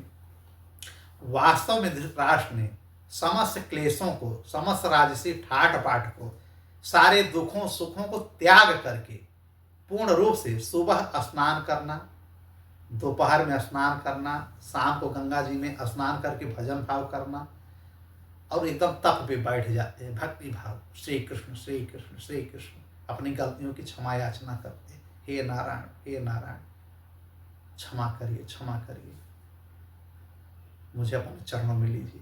और एक कुटिया के बगल बैठ करके विदुर जी की ओर देखा करते थे कि हमारे भाई अब सुधर गए। ठीक 5 दिन के लिए उन्होंने अवधि बता दिया। विदुर तब तक वहां बैठे रहे। उसी समय जिस दिन भाग गए, सुबह का समय था, युधिष्ठिर बहुत परेशान हो गए, क्योंकि उनका नियम था कि स्नान करने के बाद पहले आकर के लोगों का पैर छूते थे, प्रणाम करते थे, फिर सत्संग सुनते हैं, फिर भोजन ग्रहण करते थे, और फिर बैठ जाते हैं अपना राजपाट देखने। जब गए तो न गांधारी मिल रही हैं और न ये धृतराष्ट्र मिल रहे हैं, न विदुर मिल रहे हैं। फिर संजय को बुलाया जाता है। संजय मतलब इनके जो सेवक होते हैं धृतराष्ट्र के, जिन्होंने पूरा महाभारत देखा था, दिव्य दृष्टि से वेदव्यास जी ने दिया था। फिर वो जो है कहते हैं कि महाराज हमको भी नहीं पता, हमारे महाराज ने हमको भी ठग लिया, हमको भी नहीं ले गए, जबकि हम भी उनके साथ जाने के लिए तत्पर रहते थे, उनके बगैर मैं भी बेचैन हूँ। फिर ये रोने गाने लगते हैं युधिष्ठिर, समस्त सैन्य को आओ, पता करो किस जंगल में है, कहाँ है। तब तक देवर्षि नारद और तुम्बरु गंधर्व प्रकट होते हैं। देवर्षि नारद जी हर समय पे प्रकट हो जाते हैं। फिर इन्होंने कहा कि क्यों रो रहे हो युधिष्ठिर, क्यों चिल्ला रहे हो, बात क्या है। तो सबने प्रणाम किया, उनको सिंहासन बैठाया, इनका पूजा पाठ किया। फिर युधिष्ठिर रोते हुए बोले कि अर्जुन भी समय नहीं है, द्वारका गया है, हमारे ताऊ ताई न जाने अंधे हैं, दोनों लोग कहाँ चले गए हैं, विदुर जी भी नहीं दिख रहे हैं, मुझसे क्या अपराध ऐसा हो गया। तब उन्होंने कहा शांति कमाओ, आराम से मैं बता रहा हूँ। इस समय वो लोग 7 ऋषियों के पास, उस कुटिया के पास, सप्तधारा जहाँ निकली है गंगा, हिमालय के पास पहुँच गए हैं। अब उनके बीच में दखल अंदाजी मत करो, उन लोगों ने बहुत अधर्म किया है। इस मानव शरीर के रिश्ते को कब तक निभाओगे? क्या चाह रहे हो कि वो नरक ही चले जाएं, अपनी मुक्ति का वो साधन न ढूंढें? कब तक बैठा के खिलाओगे? कहा मुझसे कोई अपराध हुआ तभी गए, कहा कोई अपराध नहीं हुआ है। विदुर जी लेके गए हैं, 5 दिन के अंदर 5वें दिन वहां एक अग्नि जलेगी और कुटिया में ये और गांधारी मृत्यु को प्राप्त हो जाएंगी। नारद जी बताते हैं। इन्होंने कहा कि मैं वहां न जाऊं, नहीं जाने की अब जरूरत नहीं है, अब उनके बीच में दखल अंदाजी आप लोग मत करिए। तो इन्होंने कहा अर्जुन नहीं आए, कृष्ण जी का क्या हाल है। तो नारद जी का नारायण नारायण करके वो चले गए, नहीं बताया, चूंकि कृष्ण भगवान जा चुके थे। अब ठीक 5 दिन हुआ, उसी कुटिया में जहां ये थे, जंगल में आग लगती है और जंगल का आग इनके कुटिया तक आती है, ये भागते नहीं हैं। धृतराष्ट्र एकदम बैठे रहते हैं तपोनिष्ठ होकर के और उसमें जलने लगते हैं। गांधारी कुटिया के बाहर थी। उन्होंने कहा, हा प्राणनाथ, क्या हुआ क्या हुआ, अग्नि लग गई है क्या, आँच आने लगेगी। तो ये फिर भी नहीं बोल रहे हैं, बिल्कुल विरक्त हो चुके थे। तो पत्नियों के लिए कहा गया नहीं कि पति की अगर साथ कुछ भी वो करेंगे तो उनके लिए स्वर्ग ही है। वो बिना ज्यादा तप तपस्या किए बस पति का अनुगमन किया और जाकर के कुटिया में वो घुस गए और इन्हीं के साथ वो भी मृत्यु को प्राप्त हो गए। ये लोग चले गए, सब स्वर्ग चले गए, स्वर्ग गए, वो भी गोलोक गए, फिर वहां से इंद्रलोक गए। चूंकि कृष्ण की ही लीला है, उनका नाम लिए तो पहले सब गए। अब विदुर जी वहां से चले जाते हैं प्रभास क्षेत्र द्वारका, जहां पे श्री कृष्ण भगवान ने अपना लीला का समापन किया। विदुर जी उनके बहुत बड़े भक्त थे, इसलिए वहीं जाकर के अपने शरीर को त्यागते हैं जहां पर यदुवंशी लोग और श्री कृष्ण भगवान ने अपने प्राण किया। वो तो भाई भगवान है, अंतर्यामी है, तो लीला करने आए थे। वहीं से जब वो गए थे तो वहीं इनको ये लगा कि जहाँ से हमारे प्रभु लीला समाप्त किए हैं उन्हीं की स्थली पे मैं भी अपने प्राणों का त्याग करूँगा। तो प्रभात क्षेत्र में जाकर के ये योग तपोबल से अपने प्राणों को त्याग देते हैं, शरीर इनका वहीं रह जाता है। और अर्यमा आते हैं दिव्य रथ लेकर के, जो इस समय यमराज बने हैं, इनको लेकर के जाते हैं, यमराज के पद पे वहाँ बैठा देते हैं। ये विदुर की कथा हो गई, धृतराष्ट्र की, गांधारी की कथा हो गई। अब कुंती की क्या कथा है? अब इधर ये हो गया, इधर ये बीच में देख रहे हैं हस्तिनापुर में हर जगह गधे रो रहे हैं, कुत्ते चिल्ला रहे हैं, दारू पी रहे हैं लोग, सोने की चोरी करने लगे हैं, एक दूसरे से पति पत्नी लड़ने लगे हैं। इनके यहाँ डेली पंचायत यही आने लगी राज्यसभा में कि मेरा चोरी कर लिया, ये मेरा बैल लेगा। ये सोचे कि हमारे राज्य में तो ये सब होता नहीं था कि कोई घर से चोरी कर रहा है। सुबह शाम केवल गधे चिंग चिंग कर रहे हैं, गाय इनके दाहिने तरफ से जा रही है, द्वार पे कुत्ते दिन भर बैठ के नेवले सब चिल्ला रहे हैं, रो रहे हैं, भेड़िया चिल्ला रहे हैं। इनको समझ में आ गया, और जब आसमान में देख रहे हैं तो काला काला पूरा आसमान हो गया है। इनको बड़ी बेचैनी हुई। युधिष्ठिर को, चारों भाई को बुलाते हैं कि अर्जुन भी अभी नहीं आया। मेरा मन न जाने क्यों इतना बेचैन है कि देवर्षि नारद से मैं पूछ रहा हूं कि कृष्ण भगवान का क्या हाल है, नहीं बता रहे हैं। अपने चाचा से हमने पूछा, विदुर जी से, उन्होंने भी नहीं बताया श्री कृष्ण का। मेरा भाई अर्जुन गया है 7 महीने से वापस नहीं आया। और ये इतने अपशकुन हैं कि इस समय हमको राजकाज में मन भी नहीं लग रहा है, कुछ अच्छा नहीं लग रहा है, बेचैनी मायूसी छाई हुई है। कहीं ऐसा नहीं कि भगवान गोलोक धाम चले गए। नहीं, अगर वो चले जाएंगे तो हम लोग जी करके क्या करेंगे। यही सब बातें कर रहे हैं। तब तक अर्जुन का आगमन होता है। अर्जुन को देख करके बड़ा खुशी होती है। युधिष्ठिर गले से लगाते हैं, वो रोने लगते हैं। अर्जुन कहन, ये बताओ तुम्हारा चेहरा क्यों मुरझाया हुआ है, 7 महीने क्यों रुक गए और रो क्यों रहे हो? क्या किसी ने तुमको कुछ कहा, या तुमसे कोई अपराध हो गया? किसी अबला को तुमने मार दिया, किसी गाय को मार दिया, किसी ने तुमसे कोई दान मांगा तुम नहीं दे पाए? तमाम प्रकार के प्रसंग की बातें करते हैं युधिष्ठिर अर्जुन से। तुम्हारा इतना चेहरा क्यों लटका हुआ है, ये मुझको अपशकुन क्यों दिख रहा है, तुम 7 महीने क्यों रुक गए वहां? तब ये रो करके बताते हैं कि भैया भगवान ने हम लोगों को अकेला छोड़ करके गोलोक के लिए चले गए हैं, और मैं निहसहाय हो गया हूं। उनकी 16,000 रानियों को ले करके मैं हस्तिनापुर आ रहा था। चूंकि 8 रानियां तो उनके साथ सती हो गई, 16,108 रानियां थी श्री कृष्ण जी की। वसुदेव सारे लोग, मतलब वसुदेव और उनकी पत्नियां जो थी, सारे लोग आत्मदाह कर लेते हैं भगवान के जाने के बाद।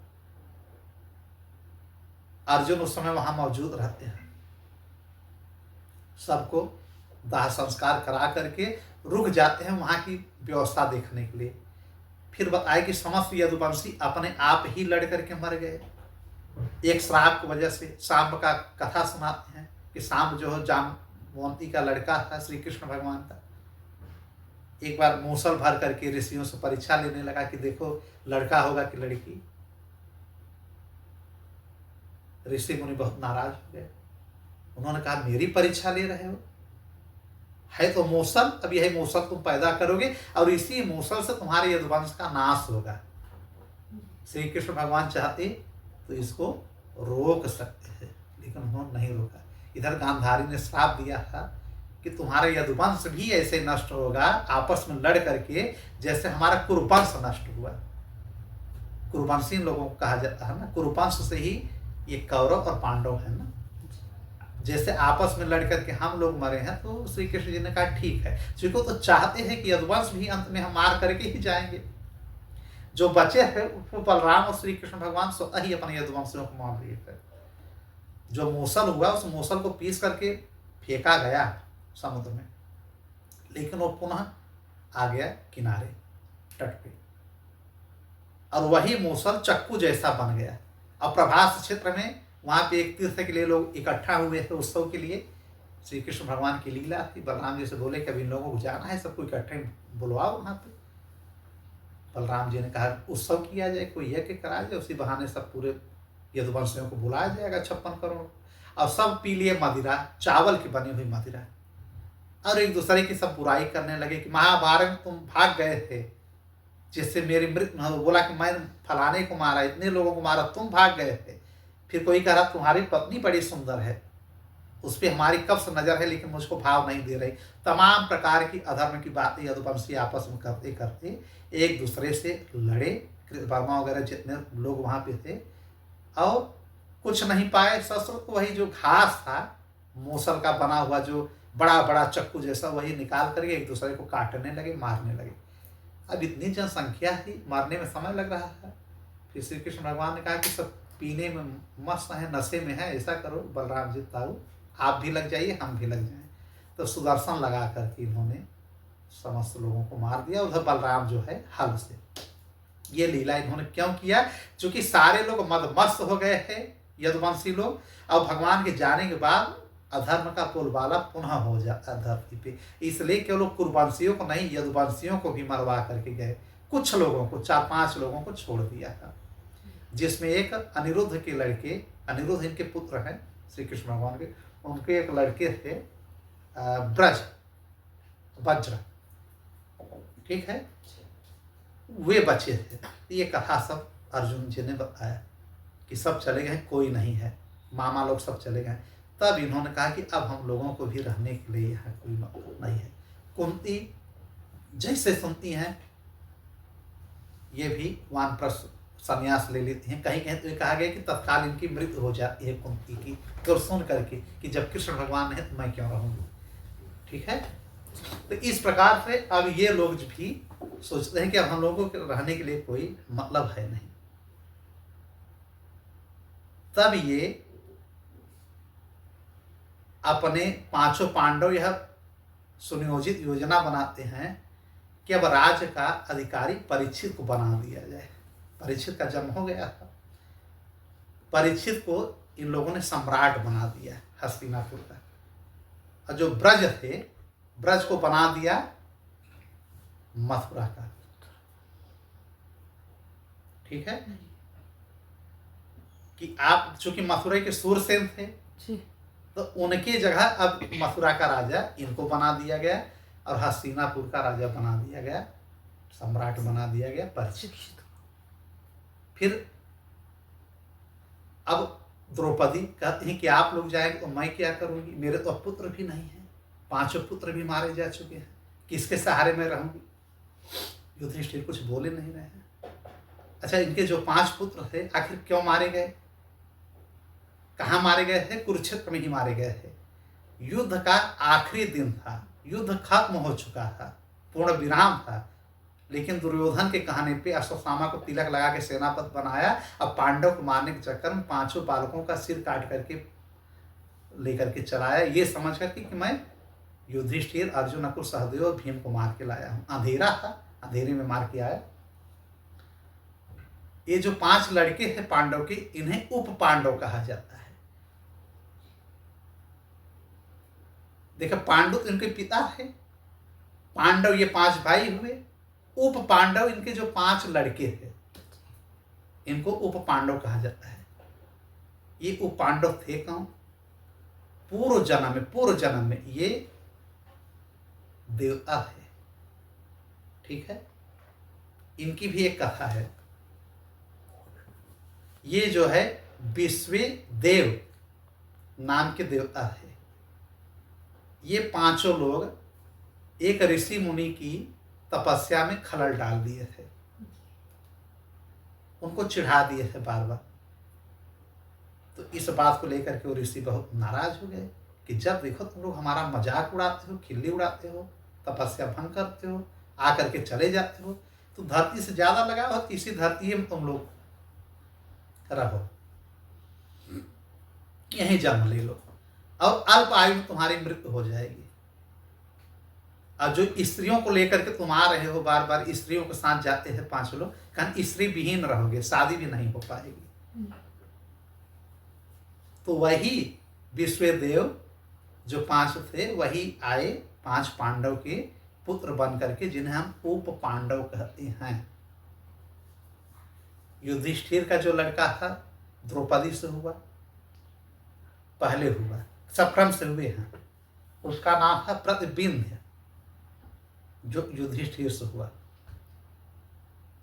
उसके बाद जो अर्जुन का लड़का हुआ था भीम का, उसको सुरसोम कहा गया। फिर अर्जुन आते हैं तीसरे नंबर पे, है ना, उनके बेटे को श्रुतवर्मा कहा गया, ये जो उप पांडव है। और फिर नकुल पढ़ेंगे, शतानिक उनका लड़का था, श्राप बसाए हैं। और एक जो सहदेव पढ़ेंगे, उनका लड़का है श्रुतसेन। ये 5 लड़के इनके आए, युद्ध में लड़े भी, महाभारत में थे, लेकिन बच गए थे। और फिर उसी श्राप की वजह से कि अल्पायु में मृत्यु हो जाएगी, शादी भी नहीं हो पाएगी, अब तुम विषम परिस्थितियों में अपने माँ बाप को छोड़ करके धरती से फिर चले जाओगे। क्योंकि ये लोग रोने लगे ना कि अरे मुनिवर, हम लोग वहाँ ज़्यादा नहीं रह पाएंगे। तो उन्होंने कहा ठीक है, समय के पहले तुम्हारी मुक्ति हो जाएगी। देखिए, हर श्राप में कहीं ना कहीं से कुछ ना कुछ वरदान हो जाता है। तो ये 5 पांडव, उप पांडव तो पहले ही मारे जा चुके थे। तो द्रौपदी भी रोने लगी कि मेरे पास तो कोई है भी नहीं कि मैं किसी के सहारे रुक लूँगी। तो भागवत पुराण में तो ये लिखा है कि जब ये लोग स्वर्गारोहण जाने लगे, स्वर्गारोहण क्या है? इन 5 पांडवों का हस्तिनापुर छोड़ देना, ठीक है। और फिर ये लोग अपने आप को गूंगे बहरे जैसे हो गए, कोई किसी से बात नहीं करता है। युधिष्ठिर तो पागलों जैसे हो गए, खाना पीना सब छोड़ दिए, खूब सब देवताओं को बुला करके, जो भी ऋषि आ सके, व्यास जी, देवल ऋषि, वैशंपायन, इनके सारे शिष्य, नारद जी, सबको बुला करके इन्होंने भोजन कराया। और उसके पहले जितने भी लोग मरे हुए थे, वसुदेव से लेकर के जितने भी कुरुक्षेत्र या में लड़ाई में मरे हैं, पुनः एक बार सबका इन लोगों ने तर्पण किया मुक्ति है। अब तर्पण करके फिर ब्राह्मणों को एक बार खिलाया, एक यज्ञ कराया, परीक्षित को राज्य दिया। और फिर पागलों जैसा बन करके वल्कल धारण करके, किसी से न बोलना न उड़ना, जमीन पे लेटना, कोई न्याय से किसी देश दुनिया से मतलब नहीं है। और जब ऐसा युधिष्ठिर किया, तो ऐसे 4 भाई और कर लिए कि जैसा मेरा भाई करेंगे वैसे हम करेंगे। द्रौपदी भी अपने आप को वल्कल धारण करने। खैर, हमारे श्रीमद् भागवत पुराण में तो ये लिखा है कि सुभद्रा और द्रौपदी, इनके जाने के बाद 5 पांडवों के हस्तिनापुर में ही अपने आप को समाप्त कर लिया है। लेकिन हम महाभारत अगर ग्रंथों को देखते हैं, तो उसमें स्वर्गारोहण का अच्छा विस्तार से बात किया गया है। ये स्वर्गारोहण क्या है? महायात्रा है, महाप्रस्थान, माने कि ऐसा प्रस्थान कि वहां से हमको वापस नहीं आना है, या इसी को महाप्रयाण भी कहते हैं। क्या, महाप्रयाण। लेकिन साधारण भाषा में लोग कह देते हैं कि पांडव लोगों का स्वर्गारोहण, स्वर्ग की ओर ये लोग सब कुछ राजपाट सब छोड़ करके हर आसक्ति से विमुख होकर के चल दिए। साथ में द्रौपदी भी चल दी। ठीक है, द्रौपदी भी चल दी, कोई किसी से बोल नहीं रहा है, सबसे पीछे द्रौपदी, सबसे आगे युधिष्ठिर, क्रम से सब चल रहे हैं। फिर भीम, फिर अर्जुन, फिर नकुल, फिर सहदेव, फिर द्रौपदी माँ। सारे नगरवासी इनको छोड़ने के लिए आते हैं, सब ढोल नगाड़ा बजाकर, और सब की आंखों में आंसू रहते हैं। कितने बड़े राजा, जिस राज्य के लिए इतना बड़ा युद्ध हुआ, उस राज्य को लोग तिनके जैसा छोड़ दिए। क्योंकि उस समय कलयुग का आगमन हो चुका था। अब इन लोगों ने कहा जब हमारे प्रभु ही नहीं है तो हम लोग रह के क्या करें। नगरवासी साथ साथ जा रहे हैं, ये लोग बोल नहीं रहे हैं, नगर की सीमा के बाहर गए, फिर नगरवासी वापस चले आते हैं। किसी को रोकने की हिम्मत नहीं पड़ी कि नगरवासी रोकें, सब प्रणाम कर करके वापस चले आए, क्योंकि जान गए ये लोग रुकने वाले नहीं है। ये लोग हिमालय पहुंचते हैं। लाल सागर होते हुए हिमालय जब पहुंचते हैं तो वहां बालू का समुद्र होता है। ठीक है, सुमेरु पर्वत के आसपास, सुमेरु पर्वत की कथा रामायण में भी है। उसे क्या है, बालू का पूरा टीला जैसा रहता है, जल रहता है, पूरा पानी रहता है। सबसे पहले वहां पे गिरती हैं द्रौपदी, सबसे पीछे, और गिरती हैं, मर जाती हैं। लेकिन युधिष्ठिर पीछे लौट करके, या कोई भी भाई पीछे लौट के नहीं देखता है, क्योंकि युधिष्ठिर ने कह दिया है कि चल तो सब रहे हो, लेकिन कोई किसी से मतलब नहीं रखेगा, किसी में कोई लगाव नहीं रखेगा, कोई आसक्ति नहीं रखेगा, तो चलते रहो धीर गंभीर बन करके, जो जहां तक पहुंच सको। जब उस पहाड़ पे, उस टीला पे पहुंचते हैं, बालू का पूरा रेती और पानी सब वहां पे रहता है, पहाड़ों के बीच में गिर जाते हैं और ये मर जाते हैं। तो भीम बोलते हैं कि भैया, द्रौपदी तो मंजिल तक पहुंच ही नहीं गए भाई, हम जीते जी हम लोग चल रहे हैं स्वर्ग। इन लोगों का स्वप्न था, ये बात थी कि हम लोग जीते जी स्वर्ग चलेंगे सशरीर। इसीलिए इसका नाम स्वर्गारोहण कहा गया, महाप्रयाण कहा गया, महाप्रस्थान कहा गया। ठीक है, महायात्रा कहा गया। महान यात्रा में पांचों पांडव द्रौपदी के साथ निकले थे। साथ में एक कुत्ता भी हो लिया है इनके साथ जी। उस कुत्ते को ये हटाए भी नहीं कि साथ में चल रहा है, इनके साथ साथ चल रहा है युधिष्ठिर के सामने सामने। अब जो है, जब ये वहां पे गिर के मर गई तो कोई नहीं बोला। भीम बोले कि भैया, ये द्रौपदी स्वर्ग तक नहीं पहुंच रही है, रास्ते में ही ये इस पार करके मर गई, ध्यान हुआ। तो युधिष्ठिर ने कहा कि भीम, हम पांचों पति इसके थे, लेकिन द्रौपदी का लगाव अर्जुन के प्रति ज्यादा था, इसलिए इनका ये हाल हुआ है। जबकि पति हम पांचों हैं, पांचों को संभाव देखना चाहिए, लेकिन ये समदृष्टि इसमें नहीं थी, इसलिए ये पहले मर गई। फिर कहा क्या करें, कहा चलते रहो। फिर कुछ आगे जाते हैं तो नकुल गिर पड़ते हैं और वो तत्काल वहीं मर जाते हैं। फिर भी हम पूछते हैं कि नकुल भी सशरीर नहीं पहुंच पा रहे हैं इस महायात्रा में, स्वर्गारोहण में, इनका क्या कारण है। तो इन्होंने कहा, युधिष्ठिर ने, कि अपने आप को बहुत विद्वान जताते हैं कि पूरे पृथ्वी, पूरे सृष्टि में हमसे बड़ा विद्वान कोई नहीं है। इस घमंड के कारण ये मर गए। फिर आगे चलते हैं तो उन दोनों को देख करके सहदेव मर जाते हैं कि हमारी वो पत्नी भी चली गई, हमारा भाई भी चला गया। पीछे देखते हैं और हाय हाय करते हैं, वो मर जाते हैं। फिर भी हम पूछते हैं तो उन्होंने कहा सहदेव इसलिए मर गए, युधिष्ठिर ने कहा, कि इनको अपने रूप पे बहुत घमंड था कि मैं बहुत सुंदर हूं, हमारे जैसा कोई सुंदर नहीं है, मारे घमंड लेकर के चल रहे थे। उसी बीच में गांडीव लेकर के ये चले आए थे, कौन, अर्जुन, अपना धनुष। तो बीच में वो मिल गए थे, कौन, अग्निदेव, कि अभी आपको आसक्ति इसी में है, गांडीव धनुष में, जहां जा रहे हो वहां धनुष की क्या बात है। ये धनुष मैंने दिया था खांडव वन के समय, जब खांडव वन चला जा रहा था जी। और ये धनुष वरुण जी का है, गांडी धनुष किसका था? वरुण देव का। जो अभी हम 12 आदित्य बताए हैं, जी। आदित्य के जो 12 हैं उसी में एक वरुण देव हैं, कश्यप के लड़के, इंद्र के भाई। तो कहा मैं वरुण देव को इसको लौटाऊंगा, इसको लौटा दीजिए। तो अर्जुन जी वहीं एक तालाब रहता है, धनुष और तीर सब उठा के फेंक देते हैं, तब अग्निदेव चले जाते हैं। मतलब देखिए आसक्ति कहाँ तक थी। लेकिन फिर उस समय उन्होंने कहा युधिष्ठिर ने कि कोई किसी में आसक्ति नहीं रखेगा, तब से कोई किसी से बात नहीं कर रहा है। अब आगे चलते हैं तो अर्जुन गिर पड़ते हैं, मर जाते हैं। फिर भीम ने कहा कि भैया अर्जुन तो भाई श्री कृष्ण के इतने सखा हैं, भगवान के ही मित्र हैं, जब यही स्वर्ग नहीं पहुंच पा रहे हैं तो ये कैसे मतलब रास्ते में ही मर गए? जैसे जो मर रहा है वो नरक जाएगा। कहा कि हाँ, इनमें भी घमंड था। घमंड ये है कि ये सोचते हैं कि विश्व में हमारे जैसा कोई धनुर्धर नहीं है।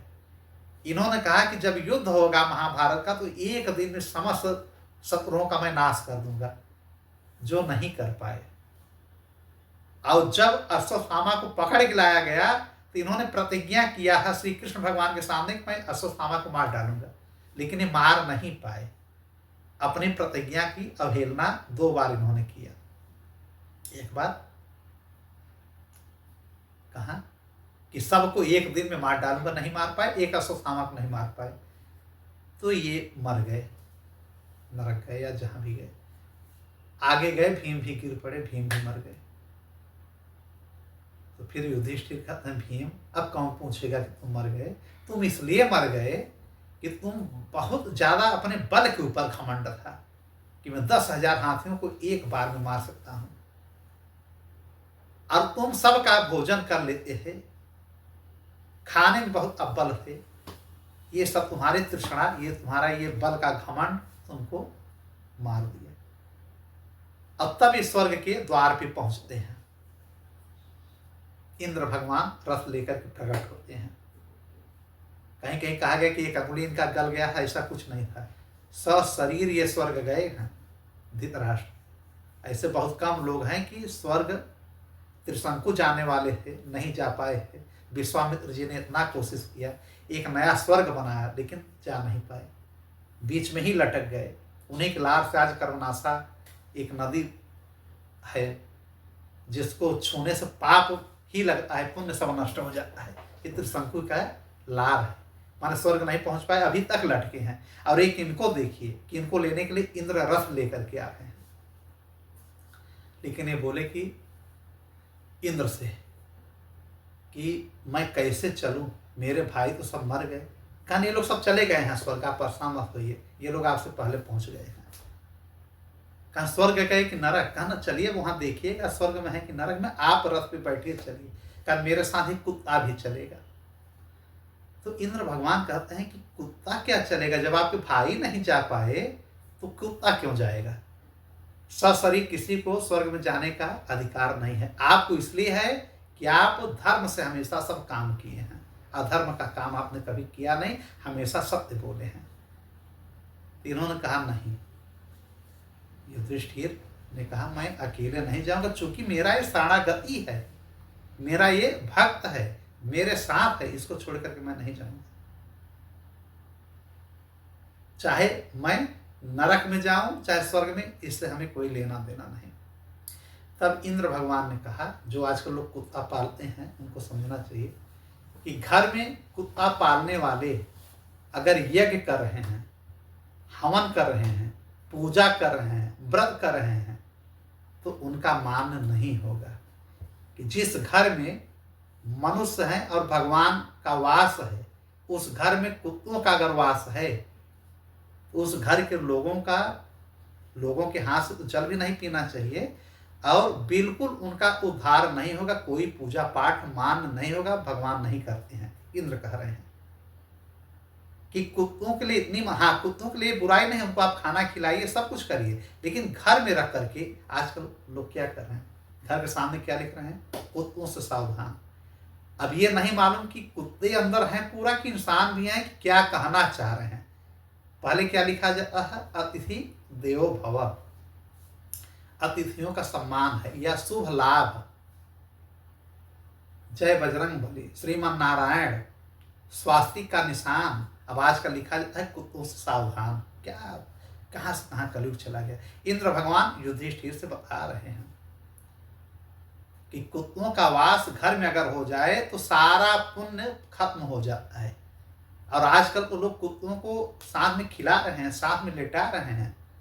जो रोटी जो भी उसको खिला रहे हैं, हम अपना खुद खा रहे हैं, गले से लगा रहे हैं, खिला रहे हैं। तो ये सब पाप है, ये अधर्म कर रहे हैं। लेकिन कौन किसको बताए। कोई कहेगा मैं 50,000 का कुत्ता लाया, कोई कहेगा 2 लाख का। कुछ हमारे मित्र हैं या हमारे शुभचिंतक हैं, कुछ लोग तो यही संगम प्रयागराज के पास ही हैं, कोई 1-1 लाख का कुत्ता लिए हैं, बड़े बड़े सब मैस्टिक।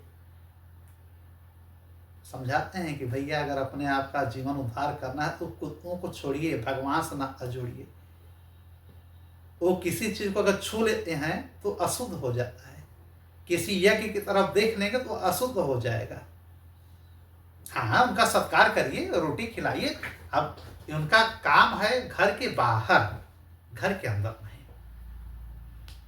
तो ये इंद्र बता रहे हैं कि युधिष्ठिर को कि जब घर में रखना इनको मना है कि सारा पाप लग जाता है। कितनी भी हम यज्ञ करें, तपस्या करें, व्रत करें, सब खंडित माना जाता है, भगवान खुश नहीं होते हैं। तो हम स्वर्ग में कैसे ले जाएंगे। इन्होंने कहा हम कुछ नहीं जानते, हमारा ये शरणागत है, मेरा ये भक्त है, मुझको छोड़ नहीं रहा है, साथ में लगा हुआ है। हमारे 4 भाई और 1 पत्नी, 7 लोग गए थे कुल ना, 5 पांडव, 1 द्रौपदी, 1 कुत्ता, साथ में स्वर्गारोहण निकले थे महायात्रा पे, महाप्रयाण पे। सबने हमारा साथ छोड़ दिया, इस कुत्ते ने साथ नहीं छोड़ा, नहीं जाएगा तो मैं भी यहीं बैठ जाऊंगा। काफी समझाते हैं इंद्र, ये नहीं मानते हैं। तब कुत्ते के रूप में धर्मराज प्रकट हो जाते हैं। भगवान धर्म कौन है। श्री कृष्ण की ही एक वामंग से पैदा हुए हैं ना। इनका काम ही है कि सृष्टि में हर जगह ये देखते हैं कि धर्म कहाँ हो रहा है, कहाँ पाप अधर्म हो रहा है। ये प्रकट हो जाते हैं, बड़ा खुश हो जाते हैं कि मैं तुम्हारी परीक्षा से खुश हूँ कि तुम नरक स्वर्ग मतलब सारी कल्पना भूल गए कि हमको स्वर्ग नहीं चाहिए, शरणागत को साथ में ले चलना है। मैं तुम्हारा परीक्षा ले रहा है, चलो रथ पे बैठो, स्वर्ग चलते हैं। तभी बैठ जाते हैं। तभी कहते हैं कि एक बार मैंने तुम्हारा और परीक्षा लिया, जब जल पीने के लिए तुम्हारे भाई जबरदस्ती गए, प्रश्नों का हमारा जवाब नहीं दिए, तो सब मारे गए। तुम जब आए तो मैं यक्ष बन करके तुमसे प्रश्न किया था, याद है। कन्हा आप ही थे, कन्हा मैं ही था। मैं बुरा कि मैं यक्ष बोल रहा हूं, मैं ही था। जब मैंने कहा कि इन 4 भाइयों में से किसी एक को जिला सकते हो, किसको जिलाओगे। अभी पूरी महाभारत पड़ी है, युद्ध पड़ा हुआ है, तो तुम चाहते भीम को जगाते या अर्जुन को जो गांडीवधारी हैं, और अपने भाई को, सगे भाई को। लेकिन तुमने किसको जिलाया, नकुल को। क्यों? क्योंकि तुमने कहा कि हमारी 2 माँ हैं, कुंती माँ से मैं जीवित हूं और एक हमारी माँ माद्री है, उनसे भी एक पुत्र होना चाहिए। अब तुम्हारे ऊपर मैं प्रसन्न हुआ, जितना प्रश्न मैंने पूछा जवाब देते गए, 4 भाइयों को मैंने जीवित कर दिया। उस समय भी तुम पास हो गए परीक्षा में, आज भी परीक्षा में पास हो गए कि धर्म से अपने तुम पदच्युत नहीं हुए, च्युत नहीं हुए। अब ये लोग जाते हैं स्वर्ग में, तब तक रास्ते में देवर्षि नारद मिल जाते हैं। नारायण नारायण। युधिष्ठिर को कहते हैं कि आपका स्वर्ग में ससम्मान स्वागत है, आइए।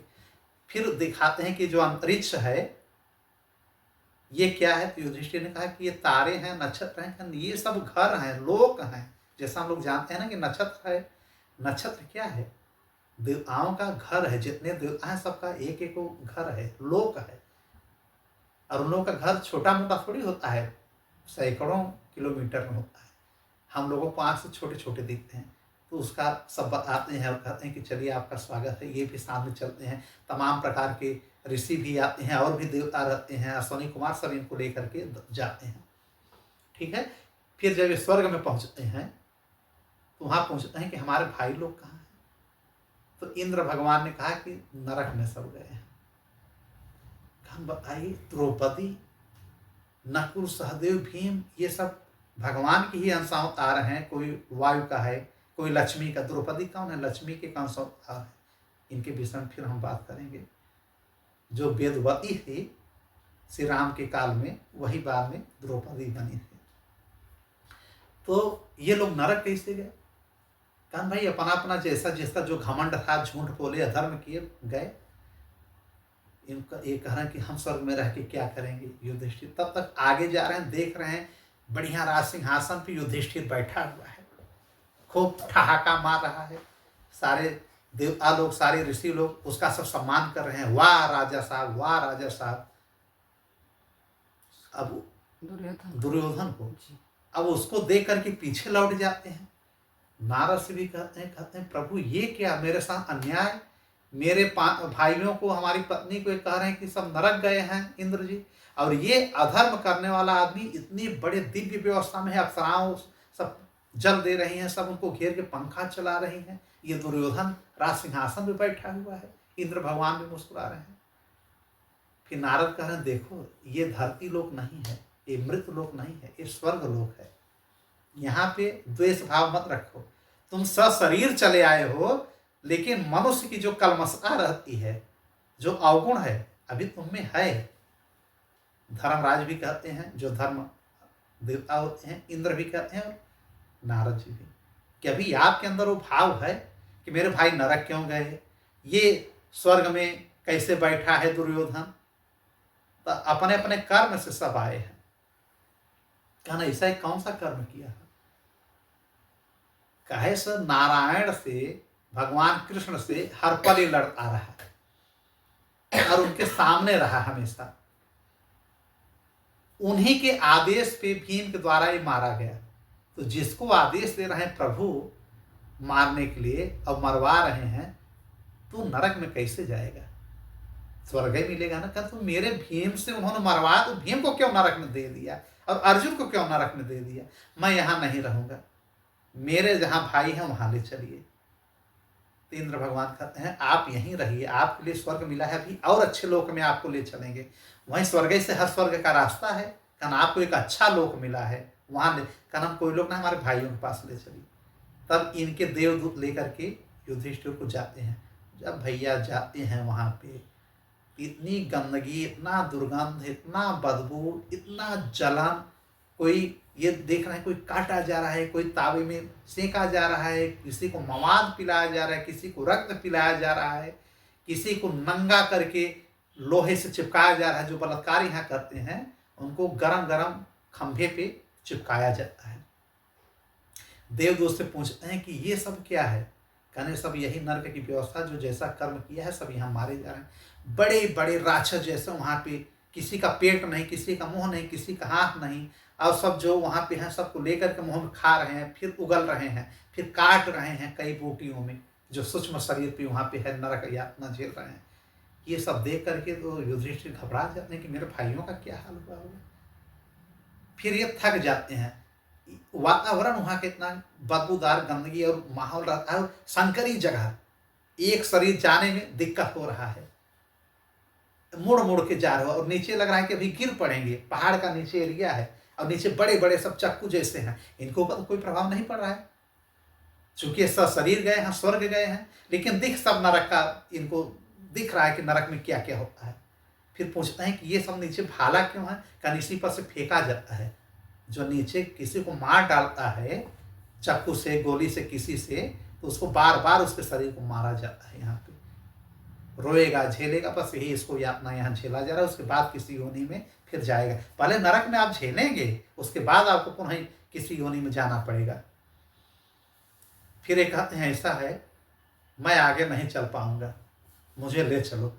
यहाँ हवा मैं नहीं ले पा रहा हूँ, इतनी दुर्गंध है, वहाँ हवा नहीं ले पा रहे हैं। जैसे यहाँ भी कहीं कोई पशु मर जाए, कोई हवा नहीं, वहाँ तो जैसे अरबों पशु मरे हुए हों। तब देवदूतों ने कहा कि ठीक है। इंद्र ने कहा, इंद्र भगवान ने कहा कि इनका जब मन भर जाए तो उनको लौटाए आना। अब आपका मन भर गया, आप लौट गए, लौट चलिए। तब तक आवाज, हे भैया भैया हमको बचाओ, भैया बचाओ। सब इंद्र की लीला है। कह रहे ये किसकी आवाज है? मेरा भीम तो नहीं? कहा मैं भीम बोल रहा हूँ। अर्जुन चिल्ला, द्रौपदी करे अरे मुझे बचाओ। फिर कहते हैं ले चलो वहां जहां से आवाज आ रही। फिर वहाँ जाते हैं तो वहाँ के सारे लोग चिल्लाने लगते हैं। वहाँ से कर्ण चिल्ला रहा है, वहाँ से अभिमन्यु चिल्ला रहे हैं, अरे मैं हूँ ताऊ यहाँ पे, सारे लोग वहाँ चिल्ला रहे हैं जो भी रण क्षेत्र में मारे गए। युधिष्ठिर ने कहा अब मैं यहाँ से नहीं जाऊँगा। और लोग कह रहे हैं आप आ गए हैं, यहाँ की हवा सुगंधित हो गई है, अब हम लोगों को वायु लेने में अच्छा लग रहा है, नहीं हम लोग सांस भी नहीं ले पा रहे हैं, अब बहुत पीड़ित हैं यहाँ नरक में। जैसे आपने कहा कि नरक गए थे, नहीं तो नरक के बात में बता रहा हूँ। इंद्र की सब ये लीला थी कि नरक में सब पड़े हुए हैं, सब रो रहे हैं। तो इन्होंने कहा देवदूतों से कि ऐसा है कि तुम जाओ, मैं स्वर्ग में नहीं रहूंगा, मैं अपने भाइयों के पास, और जो हमारे वजह से मरे हैं हमारे वंश के लोग, मैं यहीं रहूंगा। दुर्योधन स्वर्ग भोग रहा है, भोगे, मैं नरक में ही सही, मैं अपने वंश को छोड़ के, अपने परिवारजन को छोड़ के अब नहीं जाऊंगा। ये चाहे हमारा आसक्ति समझो, मोह समझो या जो समझो। तब तक इंद्र भगवान, नारद और धर्मराज भगवान प्रकट हो जाते हैं और समझाते हैं कि ये आपके लिए नहीं है, ये लोगों ने गलत किया है ना, इसलिए यहाँ पे हैं। तो धर्म जो देवताएं कहते हैं तुम चलो, उन्हीं के अवतार भी थे, एक रूप से अंश थे धर्मराज युधिष्ठिर जी। कहा चलो तुम्हारे लिए उच्च पद है, जो दुर्योधन का देख के आए हो कुछ नहीं है, तुम्हारे लिए बहुत बड़ा सिंहासन है। कहा मुझे कुछ नहीं चाहिए।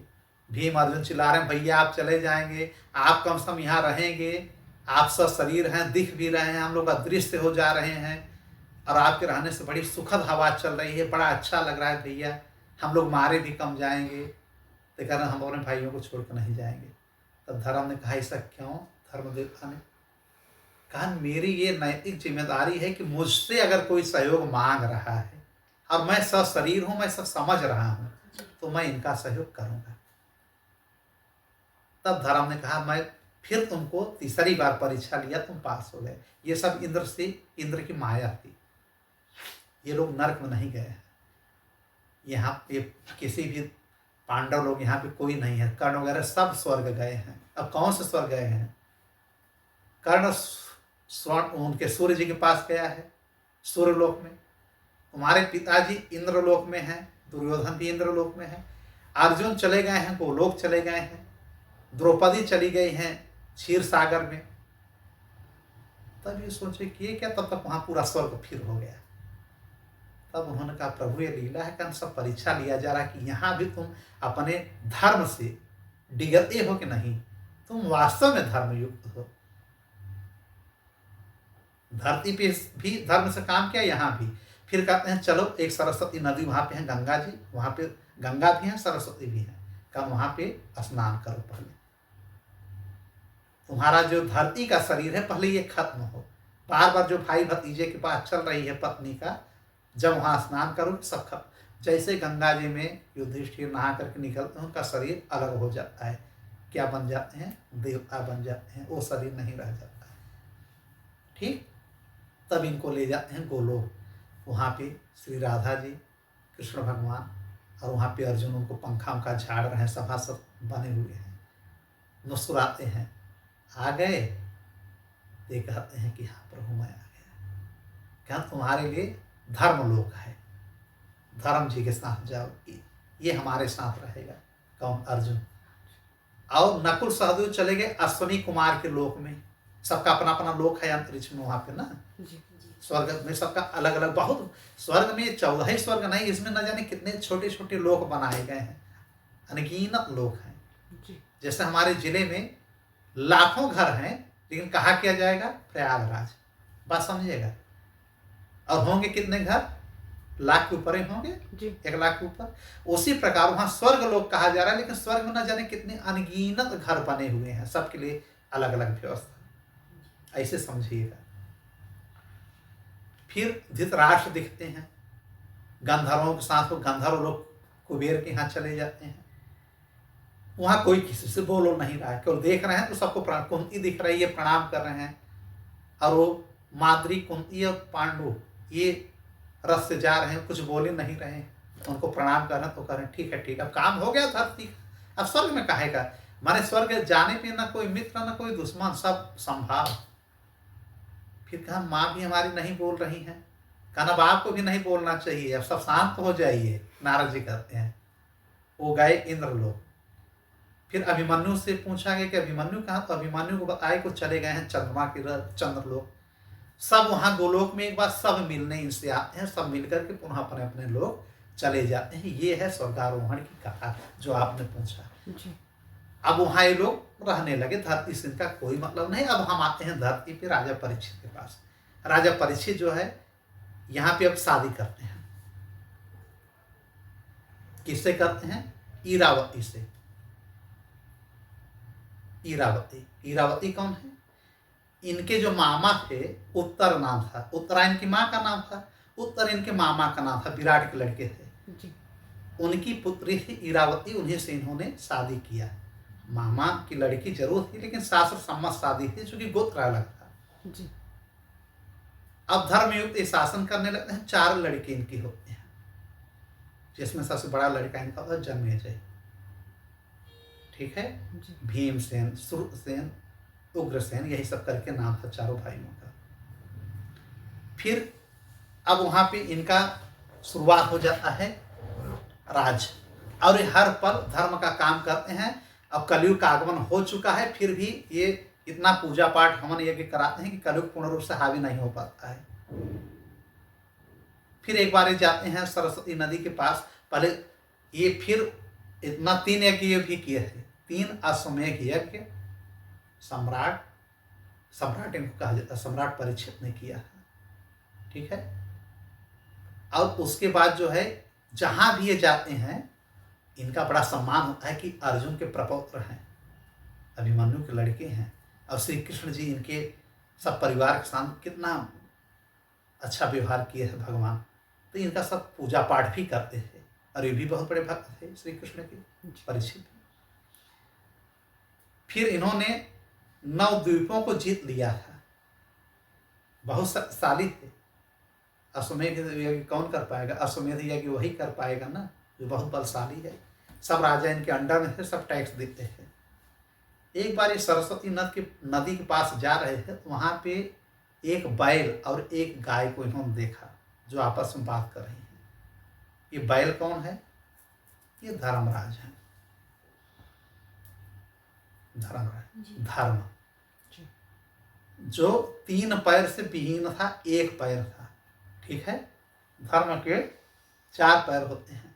सत्य होता है, तप होता है, शौच होता है, और एक दया होता है, कहीं कहीं दान भी कहा जाता है। ठीक है, तो जिस प्रकार से अब कहीं कहीं तो कलयुग में कहा जाता है कि यह दान रह गया है या दया रह गई है, लेकिन हमारे पुराण में लिखा है कि 4था पैर धर्म का सत्य है। ठीक है, कि सत्य अभी थोड़ा थोड़ा चला रहा है। जिस दिन सत्य पूर्ण रूप से गायब हो गया, समझो कि प्रलय आ जाएगा। तो 1 पैर पे वो बैल खड़ा था, और बगल में एक गाय थी जो पृथ्वी है, गाय के रूप में वो रो रही हैं। तो उनसे पूछ रहा है कि आपके रोने का कारण क्या है? आप इसलिए दुखी हैं कि किसी ने आपको मारा, या यहाँ पे अधर्म हो रहा है, या प्रभु स्वधाम गमन कर चुके हैं श्री कृष्ण भगवान, इसलिए रो रही हो? तो ये बोलती हैं गाय कि मैं इसलिए दुखी हूं कि सच में कि हमारे प्रभु हम लोगों को छोड़ के चले गए हैं। कलयुग अब यहाँ पे आगमन कर चुका है। वो जब यहाँ पे थे तो पूरी सृष्टि खिली थी, उनके पैर जब हमारे धरती पे पड़ता है तो मैं खिल उठती थी। अब मैं दुखी हूं, क्यों? भगवान के न होने की वजह से। अब तुम जो पूछ रहे हो धर्म, तुम्हारे भी तो अभी 1 ही पैर हैं। सत्य है, और सत्य लोग बोलना नहीं चाहते हैं। इसीलिए कहा गया है ना कि अगर हम सत्य बोलेंगे, समझिए कि हम धर्म का काम कर रहे हैं। दान तो कोई देना नहीं चाहता है, दान तो दिखावटी रह गया है। दया भी दिखावटी है, दया तो कोई है ही नहीं। कोई किसी को लूट रहा है, मार रहा है, कोई मतलब ही नहीं। धर्म युद्ध अब नहीं हो रहा है, अब तो सब छिप छिप के युद्ध कर रहे हैं। फिर बैल ने भी कहा कि हाँ, मैं भी अपंग बैठा हूं, क्योंकि कलयुग हावी हो गया है। ये लोग बात ही कर रहे हैं, तब तक एक शूद्र जैसा पूरा काला सा पूरा मुकुट लगाया हुआ आकर के डंडे डंडे को मारना शुरू कर देता है, बैल को और गाय को। राजा परीक्षित देख रहे हैं कि हमारे राज्य में, हमारे आंखों के सामने एक गाय और बैल को मारा जा रहा है। वो कौन है? कलयुग है। माने कि धर्म को और पृथ्वी को वो पीड़ित कर रहा है। पृथ्वी को पीड़ा कब पहुंचेगी? जब हम लोग आपस में लड़ते हैं, हिंसा करते हैं, मारते हैं, अत्याचार करते हैं, तो पृथ्वी को दुख होता है। कहने का मतलब ये। फिर आकर के तलवार निकाल के कहते हैं कि मैं तुमको मार डालूंगा, मेरे राज में मेरे सामने कैसे तुम गाय और बैल को मारे हो। गाय हमारे यहाँ पूजी जाती है, बैल का सम्मान किया जाता है। तो बैल से पूछते हैं कि तुम कौन हो, ये बताओ।